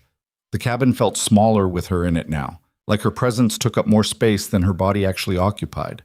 Or maybe he was just more aware of her, of the way she moved, the way she breathed. "You should eat something," he said. "You haven't eaten since this morning." "I'm not hungry." Victoria, "I'm fine, Ethan. I've gone longer without food building my company. I can handle one day, sub." But her hands were shaking when she said it. Ethan ignored her protest and heated up some of Ray's canned soup on the stove. He brought her a bowl without asking if she wanted it, just set it on the table in front of her and waited. Victoria looked at the soup, looked at him, then picked up the spoon. "Thank you," she said quietly. They ate in silence for a while, the only sound the crackling fire and the wind outside. When Victoria finished, she set the bowl down and finally met his eyes. "I need to tell you something," she said. "Okay." "The board wants me back. My lawyers are drawing up new security protocols. I could have my company, my life, everything back within a week." She paused. "But I'd have to return to New York permanently." Ethan felt something cold settle in his chest. That makes sense. Does it? You're Victoria Sinclair. You run a tech empire. Of course you have to go back. What if I don't want to? The words hung between them like a confession. Ethan stared at her, trying to understand what she was saying, what she was asking. What are you talking about? Victoria stood up and started pacing, that nervous energy back in full force. I spent 10 years building that company, 10 years working 18-hour days and sacrificing everything for growth and market share and shareholder value. And you know what I realized sitting in that boardroom today? What? I hated every second of it. Her voice cracked slightly. I was good at it. I was great at it. But I hated it. The politics, the constant fighting, the way everyone wanted something from me and nobody actually cared if I lived or died as long as the quarterly reports looked good. Victoria, eh? Do you know the first time in 10 years I felt like a human being? She stopped pacing and looked at him directly. When Sophie held my hand and asked me to read her a story, when you made me terrible coffee in your terrible apartment and didn't expect anything in return, when I watched you carry your daughter up 3 flights of stairs because the elevator was broken and you didn't complain once. Ethan's throat felt tight. You're tired. You've been through hell. You're not thinking clearly. I'm thinking clearly for the first time in years. You can't just walk away from your company. Why not? I own 51%. I can do whatever I want. Because it's who you are. It's what you built. No. Victoria shook her head. It's what I hid behind. There's a difference. Before Ethan could respond, his phone rang. He almost didn't answer, but the caller ID showed Marcus's name, and Marcus never called this late unless something was wrong. Hey, what's... Ethan, where are you? Marcus's voice was tight with something that sounded like fear. I'm out of town. Why? What happened? Someone torched your apartment 3 hours ago. The whole building's gone. The words didn't make sense at first. Ethan heard them but couldn't process them, like they were in a language he didn't quite speak. What? Your building. Someone set a fire, started in your unit and spread to the whole structure. Mrs. Chen got out. Most people got out, but Ethan... Marcus's voice broke. They're saying it was arson. They're saying someone was looking for you. Ethan's legs gave out, and he sat down hard on the couch. Victoria was beside him immediately, her hand on his arm. Is anyone hurt? Ethan managed to ask. 2 people in the ICU from smoke inhalation. Everyone else is okay, but your place, everything you had, it's gone, man. I'm so sorry. Ethan thought about his apartment, the couch where he'd slept for 3 years, Sophie's drawings on the walls, the coffee maker Victoria couldn't figure out. All of it just gone. Where's Mrs. Chen? He asked. Staying with her daughter across town. She's asking about Sophie, wants to know if you're both okay. We're fine. Tell her we're safe. Where are you? I can't tell you that, not yet. Marcus was quiet for a moment. This is about that woman, isn't it? The one from the news. The billionaire CEO. Ethan glanced at Victoria, who was watching him with wide, stricken eyes. Yeah, he said. It's about her. Jesus, Ethan, what did you get yourself into? I'm handling it. Your apartment is gone. Someone tried to kill you and everyone in your building. That's not handling it. That's... I know, but I can't come back to Portland. Not yet. Not until I know Sophie's safe. Then what are you going to do? Ethan looked at Victoria, at the guilt and horror written all across her face. I don't know yet, he said, but I'll figure it out. He hung up and sat there staring at nothing while his brain tried to catch up with what Marcus had just told him. His home was gone. Everything he owned except what was in his truck. And Chen's people had done it, had tried to burn him alive just for helping Victoria. This is my fault, Victoria whispered. All of it. No, they burned down your home, Ethan. They almost killed your neighbors. Because of me. Because of Chen. Because of people who are willing to murder anyone who gets in their way. Ethan grabbed her shoulders, making her look at him. This isn't on you. I should have left that first night. Should have found somewhere else to hide. Should have what? Died in that car? Let Chen win? Let him keep stealing and murdering and getting away with it? Ethan's voice rose. You did the right thing. You stopped him. And yeah, it cost me my apartment. But that's just a place. It's just stuff. What matters is that Sophie's safe and you're alive, and Chen is in custody. Victoria's eyes filled with tears. I don't know how to do this. Do what? Well, care about people. Let them matter. I spent so long building walls that I forgot what it was like to... She stopped, shaking her head. You and Sophie, you let me in like it was the easiest thing in the world. Like I wasn't this broken, damaged person who ruins everything she touches. You're not broken. Yes, I am. Yeah. Okay. Then you're broken. So what? Everyone's broken. I'm broken. Sophie's broken in her own way because her mother left, and I can't give her the life she deserves. But we're here anyway. We're trying anyway. Ethan pulled Victoria closer. You don't have to be perfect. You just have to be real. Victoria made a sound that was half laugh, half sob. Then she leaned her forehead against his shoulder and let herself cry for the first time since this whole nightmare started. Ethan held her, feeling her shake against him, feeling the weight of everything she'd been carrying finally break loose. They stayed like that for a long time. Eventually, Victoria pulled back, wiping her face. I'm sorry, she said. For what? For falling apart on you, Seth. You just took down a corporate conspiracy and nearly got killed multiple times in the last week. I think you're allowed to fall apart a little. Victoria laughed despite herself.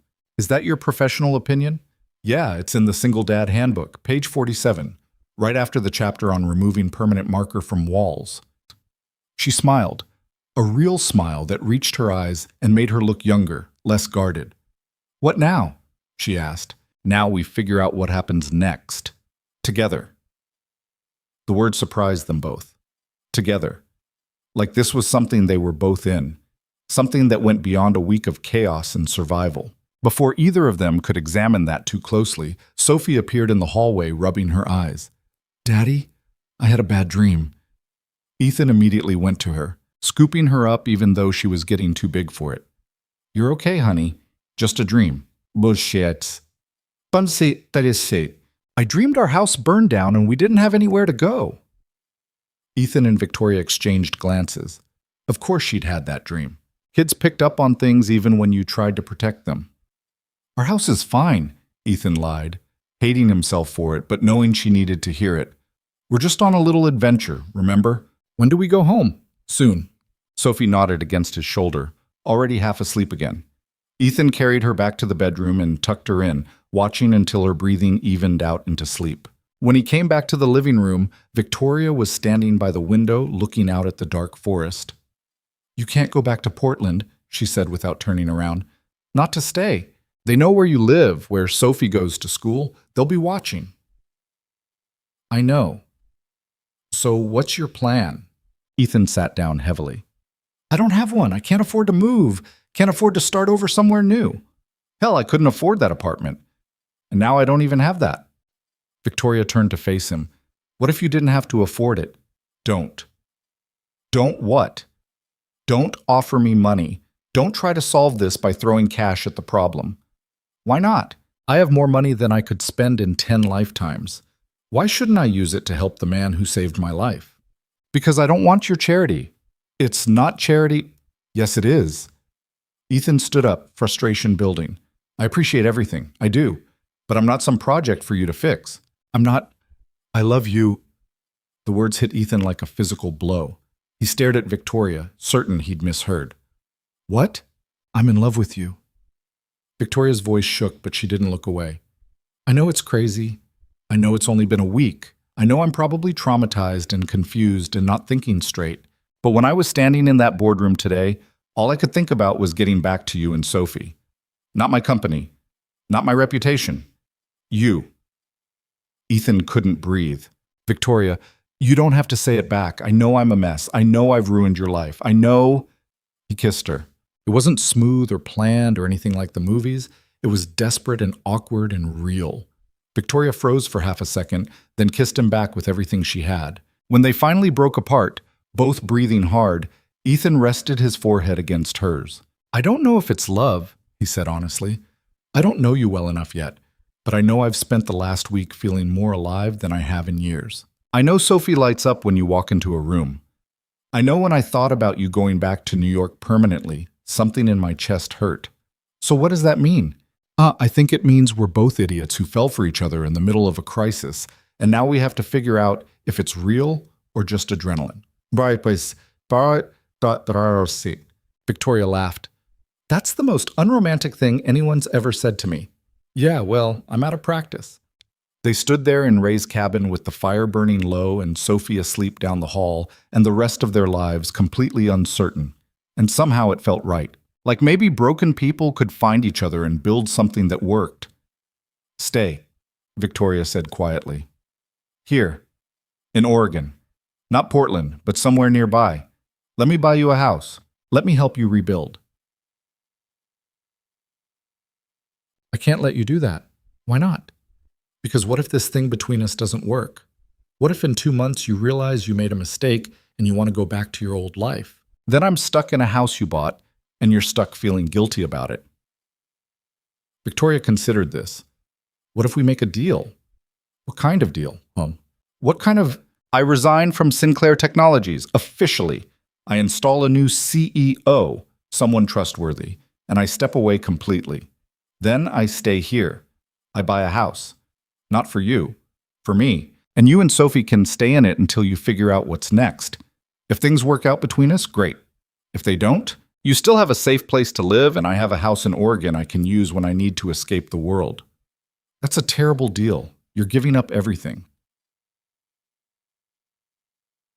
No, I'm finally choosing something for myself instead of for my shareholders. Victoria took his hands. I don't want my company back. I don't want to be the ice queen. I want to wake up in the morning and not immediately start calculating market projections. I want to read bedtime stories. I want to learn how to make coffee in a $20 machine. I want to figure out who Victoria Sinclair is when she's not trying to conquer the business world. And you think you can do that here? Boy? I think I want to try.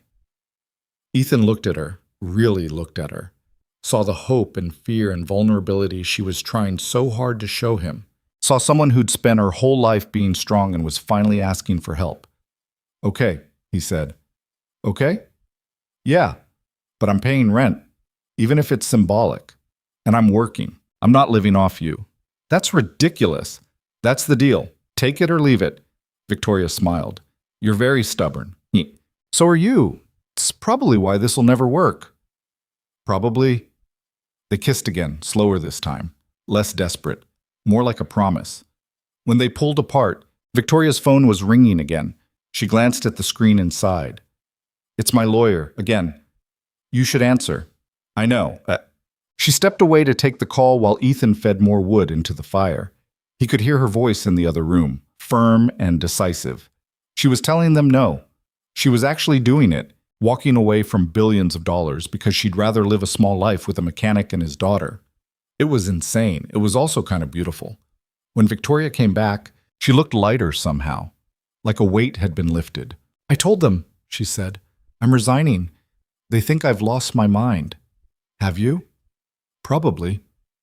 They sat on the couch together, Victoria leaning against him, both of them staring at the fire and trying to process everything that had happened in the last week. What about Sophie? Victoria asked quietly. Does she know about us? She's 8. She knows something's happening even if she can't name it. And if she doesn't want me around? Misty. She asked if you were staying forever. I'm pretty sure that means she's on board. Victoria was quiet for a moment. I don't know how to be a mother. Good news. She already has a mother, terrible as she is. You don't have to be that. You just have to be you. What if I'm not enough? Ethan turned to look at her. You faced down a man who tried to murder you. You rebuilt your entire life in a week. You stood in front of cameras in the business world and told the truth, even though it would have been easier to run. Trust me, you're enough. Victoria's eyes were bright again, but this time she didn't cry. She just nodded and let herself believe it. They fell asleep on the couch together, tangled up in each other and Ray's old blankets. At some point during the night, Sophie wandered out and climbed onto the couch with them. Wedging herself between Ethan and Victoria, like she'd been doing it her whole life. When Ethan woke up at dawn, he found his daughter using Victoria's arm as a pillow and Victoria's hand resting protectively on Sophie's shoulder even in sleep. It looked like a family. It looked like home. 2 days later, they drove back toward Portland, but not all the way. Victoria had found a house about 40 minutes outside the city. Nothing fancy. Just a 3-bedroom ranch with a big yard and a garage Ethan could use as a workshop. She'd paid cash for it, waving off Ethan's protests about how expensive it was. "It's cheaper than my apartment in Manhattan was for 1 month," she'd said. "This is practically a bargain." But they pulled up to the house on a gray afternoon, rain starting to fall in that persistent Oregon way.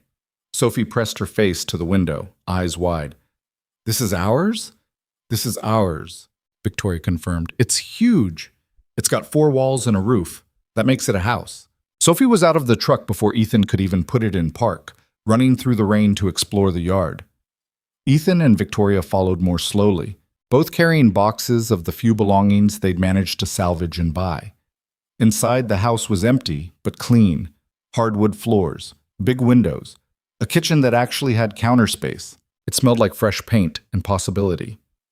"You really did it," Ethan said, looking around. "You actually walked away from everything." "Not everything." Victoria slipped her hand into his. "I kept what mattered." They spent the rest of the day unpacking and setting up furniture Victoria had ordered online. It wasn't much. Beds, a couch, a kitchen table. But it was enough. Sophie claimed the bedroom with the best light and immediately started decorating it with her surviving drawings and stuffed animals. That night, after Sophie went to bed, Ethan and Victoria sat on the back porch watching the rain. "Marcus called," Ethan said. "He wants me back at the garage. Says he's got more work than he can handle." "That's good." "Yeah. And I've been thinking, maybe I start taking night classes. Get certified in some of the newer motorcycle systems. Build the business back up properly this time." Victoria smiled. "That sounds like a plan." "What about you? What are you going to do?" "Yay. I have some ideas. Jennifer and I have been talking about starting a nonprofit, using my resources to fund education programs, small business grants, that kind of thing." She shrugged. "Turns out dismantling corporate America from the inside is pretty fulfilling. You're going to be bored in 6 months. Maybe, but at least I'll be bored with people I actually care about." Ethan pulled her closer. "This is crazy, you know. All of it." "I know. We barely know each other, Sit. I know that too. And Sophie's going to have opinions about everything, and your money's going to be weird, and my work hours are terrible, and—" Victoria kissed him, shutting him up effectively. "Stop overthinking," she said when they broke apart. "We'll figure it out." "Just like that?" Just like that. It wasn't a perfect solution. They'd have problems. They'd argue. They'd figure out that loving someone was harder than saving them from a car wreck. But sitting there in the rain with Sophie safe inside and a future that was completely uncertain, but finally theirs to choose, it felt like enough. More than enough. It felt like home. 6 months passed like water finding its level. The first month was the hardest. Ethan worked 12-hour days at the garage trying to rebuild his savings, while Victoria navigated the strange territory of not working at all. She'd wake up at 5 in the morning out of habit, reach for her phone to check the markets, then remember she didn't have to anymore. The adjustment was brutal. She paced. She reorganized the kitchen 3 times. She drove Ethan slightly crazy with her need to optimize everything. But she also learned to cook. Badly at first. There was an incident with smoke alarms and what was supposed to be lasagna. But she learned. She picked Sophie up from her new school every day, helped with homework, sat through parent-teacher conferences where the teacher praised Sophie's progress, and Victoria felt absurdly proud, even though she'd only been in the girl's life for weeks. And slowly, the pacing stopped. The compulsive phone checking faded. Victoria started sleeping past 6. By month 2, the house actually felt lived in. Sophie's artwork covered the fridge. Ethan's tools migrated from the garage into the mudroom despite Victoria's protests. They developed routines.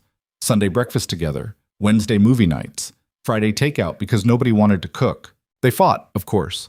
About money, mostly. Ethan hated that Victoria paid for everything despite his insistence on contributing. Victoria hated that Ethan worked himself to exhaustion trying to prove he could support them. They'd argue, storm off, then come back and figure it out because walking away wasn't an option anymore. The media attention died down by month 3. Robert Chen's trial dominated headlines for a while. The disgraced CFO trying and failing to cut a deal, the evidence too overwhelming to deny. He got 15 years for embezzlement and attempted murder. Daniel Garrett, the security chief, got 12. Victoria didn't attend the sentencing. She'd said what she needed to say already. Sinclair Technologies appointed a new CEO, a woman named Patricia Ross, who Victoria had mentored years ago. The company's stock dipped initially when Victoria officially resigned, but Patricia steadied things quickly. She was competent, ruthless when needed. She didn't need Victoria looking over her shoulder. Victoria watched the company she'd built from a distance and felt nothing but relief. By month 4, Jennifer Park's nonprofit was actually functioning. They'd set up offices in Portland, hired a small team, started reviewing grant applications from small businesses and students who needed funding. Victoria threw herself into it with the same intensity she'd once reserved for hostile takeovers, except now she was building things up instead of tearing them down. Ethan teased her about it. You know nonprofits aren't supposed to make money, right? We're not making money. We're redistributing it efficiently. You just optimize the grant approval process to run like a corporate merger. Your point? He'd laughed and kissed her and told her she was impossible. She'd agreed. Sophie turned 9 in month 5. They threw her a party in the backyard. Just a few kids from school, cake that Victoria actually managed not to burn, and presents that weren't expensive but were thoughtful. Sophie had blown out the candles and looked at Victoria and Ethan sitting together at the picnic table and said, "This is the best birthday ever." Later that night, after the kids went home and Sophie was asleep, Victoria had cried on the back porch. Happy tears this time. The kind that came from realizing you'd stumbled into something you didn't know you were looking for. Now, at month 6, Ethan stood in his garage, his real garage this time, the one attached to the house, putting finishing touches on a custom Harley he'd been building for weeks. The client was picking it up tomorrow and paying enough that Ethan could finally start contributing real money to the household expenses. He heard the door open behind him and knew without looking that it was Victoria. "You're going to work yourself to death," she said, leaning against the doorframe. "Says the woman who was up at midnight reviewing grant applications." "That's different." "How?" "Mine is sitting at a desk. Yours involves heavy machinery and the constant risk of dropping something on your foot." Ethan straightened, wiping his hands on a rag. "I'm almost done." "Oh, so about boss." Victoria walked over, studying the motorcycle with appreciation. She'd learned a lot in 6 months about bikes and engines and why vintage Triumphs were superior to modern Hondas according to Ethan's very specific opinions. "It's beautiful," she said. "Yeah, should be. Put enough hours into it." "How much are they paying you?" "Enough." Victoria raised an eyebrow. "That's not an answer." Because if I tell you, you'll do that thing where you calculate whether it was worth my time and tell me I should charge more. I would never... Victoria. She smiled. "Fine. Maybe I would. But only because you undervalue your work. And you overvalue everything. That's what made me rich. And miserable." "Fair point." They stood there in comfortable silence for a moment. Then Victoria pulled something from her pocket. An envelope. "What's that?" Ethan asked. "Open it." Inside was a letter, official looking, from the Portland School District. Ethan skimmed it once, then again, his brain trying to catch up with what he was reading. They're offering Sophie a spot in that gifted program? The one we couldn't afford. "They are," Victoria said carefully, "because I may have made a donation to their scholarship fund, which coincidentally covered exactly one student's tuition, who also coincidentally happens to be named Sophie Rowe." Ethan looked up at her. "Victoria, don't. Don't tell me you can't accept it. Don't tell me it's charity. It's an investment in a brilliant kid who deserves every opportunity." Victoria's voice softened. "Please, let me do this." Ooh. Ethan wanted to argue, wanted to insist he'd find a way to pay for it himself. But looking at Victoria's face, at the hope and stubbornness there, he realized something. Letting her help wasn't weakness. It was partnership. It was admitting that maybe, just maybe, they were stronger together than apart. "Okay," he said. Thank you. Victoria's whole face lit up. Really? No argument? I'm learning. That's terrifying.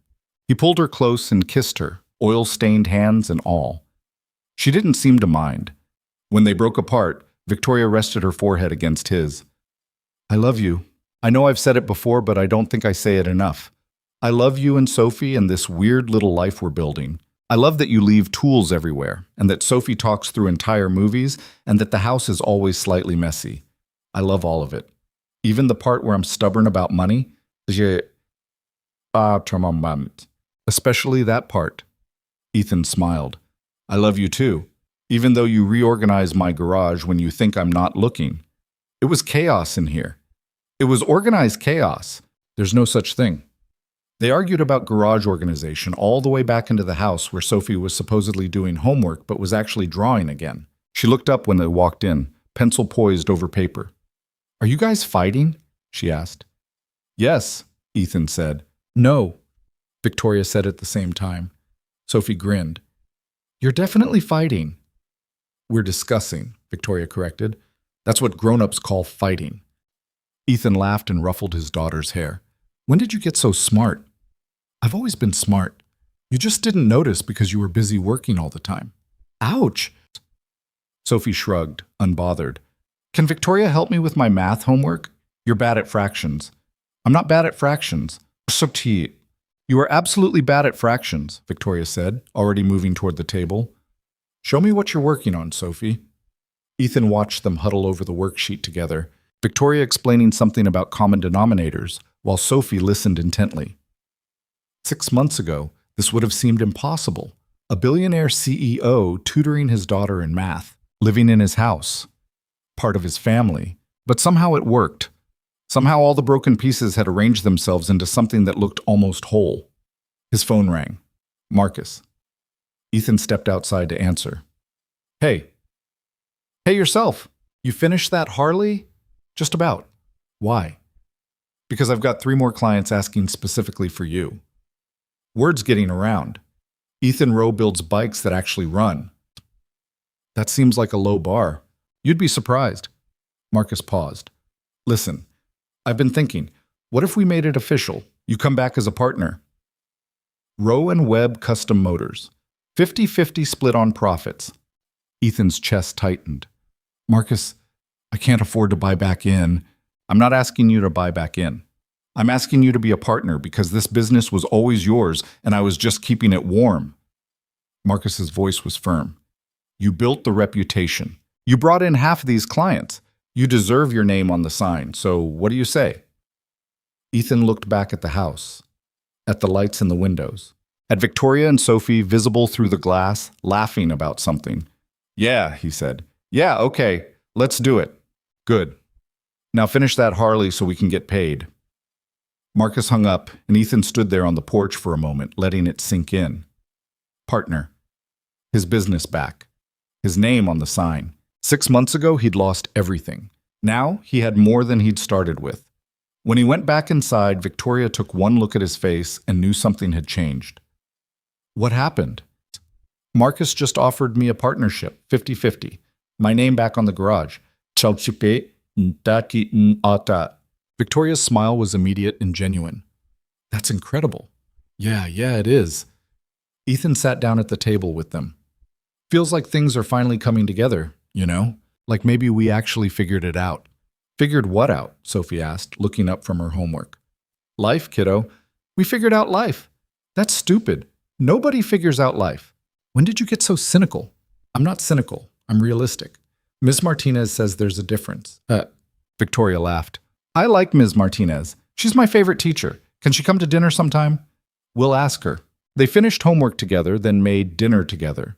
Spaghetti, because it was easy, and Sophie would actually eat it. They sat around the table talking about their days like normal families did. Sophie told them about a boy in her class who thought he was funny but wasn't. Victoria told them about a grant application from a teenager trying to start a coding school. Ethan told them about Marcus's offer, and Sophie cheered so loud the neighbors probably heard. After dinner, Sophie asked Victoria to read to her again. It had become their thing over the last few months. Every night before bed, Victoria would sit in Sophie's room and read whatever book they were working through. Currently, it was something about dragons and magical swords that Ethan couldn't keep track of. He cleaned up the kitchen while their voices drifted down the hallway. Victoria doing different voices for different characters, just like Sophie had asked that first night in the old apartment that didn't exist anymore. When Victoria came back out 20 minutes later, she looked tired but content. "She wants you to say goodnight," Victoria said. Ethan dried his hands and headed to Sophie's room. His daughter was tucked in, surrounded by stuffed animals and books. "Hey, kiddo." Hey, Daddy," Sophie yawned. "Can I ask you something?" "Always." "Is Victoria going to stay forever?" Ethan sat on the edge of her bed. "Would you want her to?" Sophie thought about it seriously. "Yeah, I think so. She's kind of weird sometimes, and she makes breakfast wrong. But she helps with homework, and she listens when I talk, and she doesn't treat me like I'm stupid." "You're definitely not stupid." "I know, but some grown-ups forget that." Sophie picked at her blanket. "I know she's not my mom. I know Mom is out there somewhere, even if she doesn't call. But maybe Victoria could be like, I don't know, something else, something different." Ethan's throat felt tight. "What do you want to call her?" "I don't know yet. Can I think about it?" "Take all the time you need." Sophie nodded, satisfied. "Okay. Love you, Daddy." "Love you too, Sophie." He kissed her forehead and turned off the light, leaving the door cracked like she preferred. When he got back to the living room, Victoria was curled up on the couch with a book. "She okay?" Victoria asked. "She asked if you were staying forever." Victoria's hand stilled on her book. "What did you tell her?" "I asked what she wanted." "And?" "She wants you to stay, but on her terms. She's still figuring out what that means."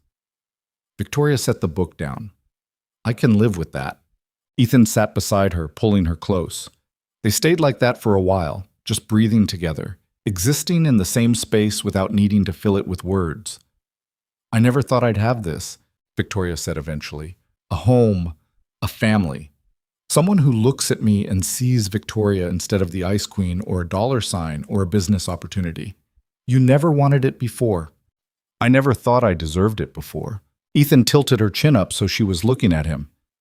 "You deserve it. You've always deserved it. You just had to stop running long enough to find it. I'm glad I crashed my car near the docks." "That's a weird thing to be glad about." "You know what I mean." He did. He absolutely did.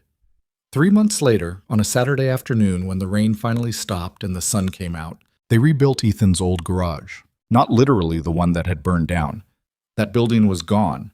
The lot sold to developers who were putting up condos. But they found a space near Marcus's shop, small, affordable with Victoria's help, even though Ethan insisted on a loan agreement with interest. They signed papers, hired contractors, planned it together. The sign went up on a Tuesday. Rowe and Webb Custom Motors. Ethan stood in the parking lot staring at it, Victoria beside him and Sophie bouncing excitedly. "It's perfect," Sophie declared. "It's crooked," Ethan said. "It's perfect and crooked," Victoria amended, "like everything in our life." Marcus came out of the main shop grinning. "Not bad, huh? Though I still think we should have gone bigger." "This is plenty," Ethan said. "I don't need bigger, I just need enough." That night they celebrated with cheap champagne for the adults and sparkling cider for Sophie. They sat in the backyard of the house Victoria had bought and Ethan had slowly accepted as home, watching the sunset turn the sky orange and purple. "Can I say something?" Sophie asked. "Of course," Victoria said. "I think I figured out what to call you." Sophie looked at Victoria seriously. "Not Mom. That's someone else. But maybe just Vic? Is that okay?" Victoria's eyes immediately filled with tears, but she smiled through them. "That's more than okay." "Good. Because Miss Sinclair is too long and Victoria is too fancy for every day." "Vic it is, then." Sophie seemed satisfied with this arrangement and went back to her sparkling cider. Ethan reached over and squeezed Victoria's hand. She squeezed back. Later, after Sophie went to bed, Ethan and Victoria stayed outside under the stars. "You know what I realized today?" Victoria said. "What?" "A year ago, I was miserable. Completely, utterly miserable. I had more money than most people will see in their lifetimes. I had power. I had success. And I was so empty inside I couldn't even feel it anymore. And now? Now I have a house I didn't design. A kid who isn't biologically mine. A partner who argues with me about accepting help. A nonprofit that'll never make me rich. And I've never been happier. Ethan pulled her closer. That's because you finally figured out the secret. What secret? That life isn't about building empires. It's about building something real. Something that matters when the money's gone and the success fades. And all you have left is the people who chose to stay. Victoria rested her head on his shoulder. When did you get so wise? Probably around the time I pulled a bleeding billionaire out of a wrecked car and decided to ruin my life helping her. You didn't ruin your life. No, I rebuilt it. We rebuilt it. They sat there until the stars came out fully, until the night air got cold enough that they had to go inside. Victoria checked on Sophie one more time before bed, standing in the doorway watching the girls sleep. I'm scared sometimes, Victoria admitted quietly. Scared I'll wake up and this will all be gone. That it was too good to be true. Ethan wrapped his arms around her from behind. It's not going anywhere. This is real. We're real. Promise? Promise. And he meant it, because this wasn't a fairy tale. This wasn't a story where the poor mechanic and the runaway billionaire fell in love and everything was magically perfect. They still had problems. They still had bills and arguments and days when nothing went right. But they had each other, and Sophie, and a house that smelled like coffee and motor oil and whatever Victoria was attempting to cook. They had Sunday breakfasts and movie nights in a garage with a crooked sign that represented every impossible thing they'd built together. 1 year after Victoria crashed her car near the Portland docks, she sat at the kitchen table filling out paperwork. Not corporate documents this time. Not financial reports or merger proposals. Adoption papers. Sophie had asked about it first, tentatively, like she wasn't sure she was allowed to want it. She'd said she knew Victoria wasn't her mom, but maybe she could be something official anyway. Something legal. Something permanent. Victoria had cried. Ethan had cried. Sophie had rolled her eyes and said grown-ups were weird, but she was smiling. Now Victoria stared at the forms, pen hovering over the signature line. You don't have to, Ethan said from across the table. If it's too much, if you're not ready... I'm terrified, Victoria interrupted. I'm absolutely terrified. What if I'm not good enough? What if I screw this up? What if... You won't. You don't know that. Yeah, I do, as son. Ethan reached across and took her hand. You know how I know? Because you showed up. Because when things got hard, you stayed. Because every single day for the last year, you've chosen us. That's what being a parent is. Not perfection, just showing up. Victoria looked at him, then at the papers, then back at him. Then she picked up the pen and signed. The adoption went through 4 months later. They celebrated with ice cream and a certificate that Sophie insisted on hanging in her room. She didn't call Victoria Mom, still called her Vic. But the way she said it carried weight now. Carried belonging. At night, when Ethan couldn't sleep, he'd walk through the house checking on things. The garage where tomorrow's projects waited. Sophie's room where drawings covered every wall. The kitchen where Victoria had finally learned to make coffee without breaking the machine. And he'd think about how strange life was. How you could lose everything and gain something better. How a single decision to help a stranger could unravel your entire existence and somehow put it back together in a way that actually worked. People asked him sometimes how it happened. How the mechanic ended up with the billionaire. How they made it work. Like there was a formula. Like there was a secret. But there wasn't. There was just two broken people who stumbled into each other's lives at exactly the wrong moment and somehow made it the right one. There was just choosing each other every day, even when it was hard. Especially when it was hard. There was just love. The messy, complicated, imperfect kind that didn't fit in boardrooms or fairy tales, but existed anyway in the space between who you were and who you wanted to become. 5 years after the car crash, Ethan stood in his garage working on a vintage Triumph. Sophie, 13 now, impossibly tall, smarter than both her parents combined, was supposed to be doing homework, but was instead teaching Victoria how to change oil. No, you have to loosen it first, Sophie explained patiently. Like this. I'm doing that. You're stripping the threads. I'm not stripping, okay, maybe I'm stripping them a little. Ethan smiled without looking up from his work. In the house, dinner was burning because Victoria had gotten distracted. They'd order pizza later. Sophie would complain about her geometry homework. Victoria would explain it using business concepts until it made sense. They'd watch something on TV, all three of them crammed on the couch. It was ordinary. It was beautiful. It was exactly what Victoria had walked away from billions of dollars to find. "Dad?" Sophie called over. "Can you show Vic how to do this before she breaks something?" "I'm not going to break." The sound of something metallic hitting the ground interrupted her. "You were saying?" Sophie asked innocently. Victoria picked up the part she'd dropped, laughing at herself. "Fine, yes, I need help. I'm terrible at this." "You're learning," Ethan said, moving to show her the right technique. "That's different than being terrible." "Is there a difference?" "Always." They worked together until the sun set and the garage got too dark to see properly. Then they went inside to the burnt dinner and the homework and the ordinary chaos of family life. Victoria had never been happier. Ethan had never felt more complete. And Sophie, who'd spent the first 8 years of her life feeling like she wasn't enough, finally understood what it meant to be chosen. That's what nobody tells you about love. It's not about grand gestures or perfect moments. It's not about having everything figured out or being anything other than exactly who you are. It's about finding people who see your broken pieces and don't try to fix them, who see your flaws and love you anyway, who show up on the hard days and the boring days and the days when nothing special happens except you're together. It's about building something real from the ashes of what came before. And sometimes, if you're very lucky, it's about a single father nobody noticed saving a woman everyone feared, and both of them discovering that being seen is the first step toward being loved. They didn't live happily ever after because that's not how life works. They lived imperfectly ever after, which is better anyway. They fought and made up and fought again. They struggled with money and schedules and teenage attitudes. They failed at things and succeeded at others and mostly just kept going because that's what families do. But every night when Ethan checked on Sophie before bed and found Victoria already there reading some fantasy novel in different voices, he knew he'd make the same choice 1,000 times over. He'd stop at that car crash. He'd pull her from the wreckage. He'd risk everything to give her a chance. Because some people are worth saving. And sometimes, in the process of saving them, you save yourself too. That's the thing about broken people finding each other. They don't fix each other. They just build something new from the pieces they have left. Something stronger for having been shattered first. Something real. And in a world that's constantly selling you perfection, real is the rarest thing of all.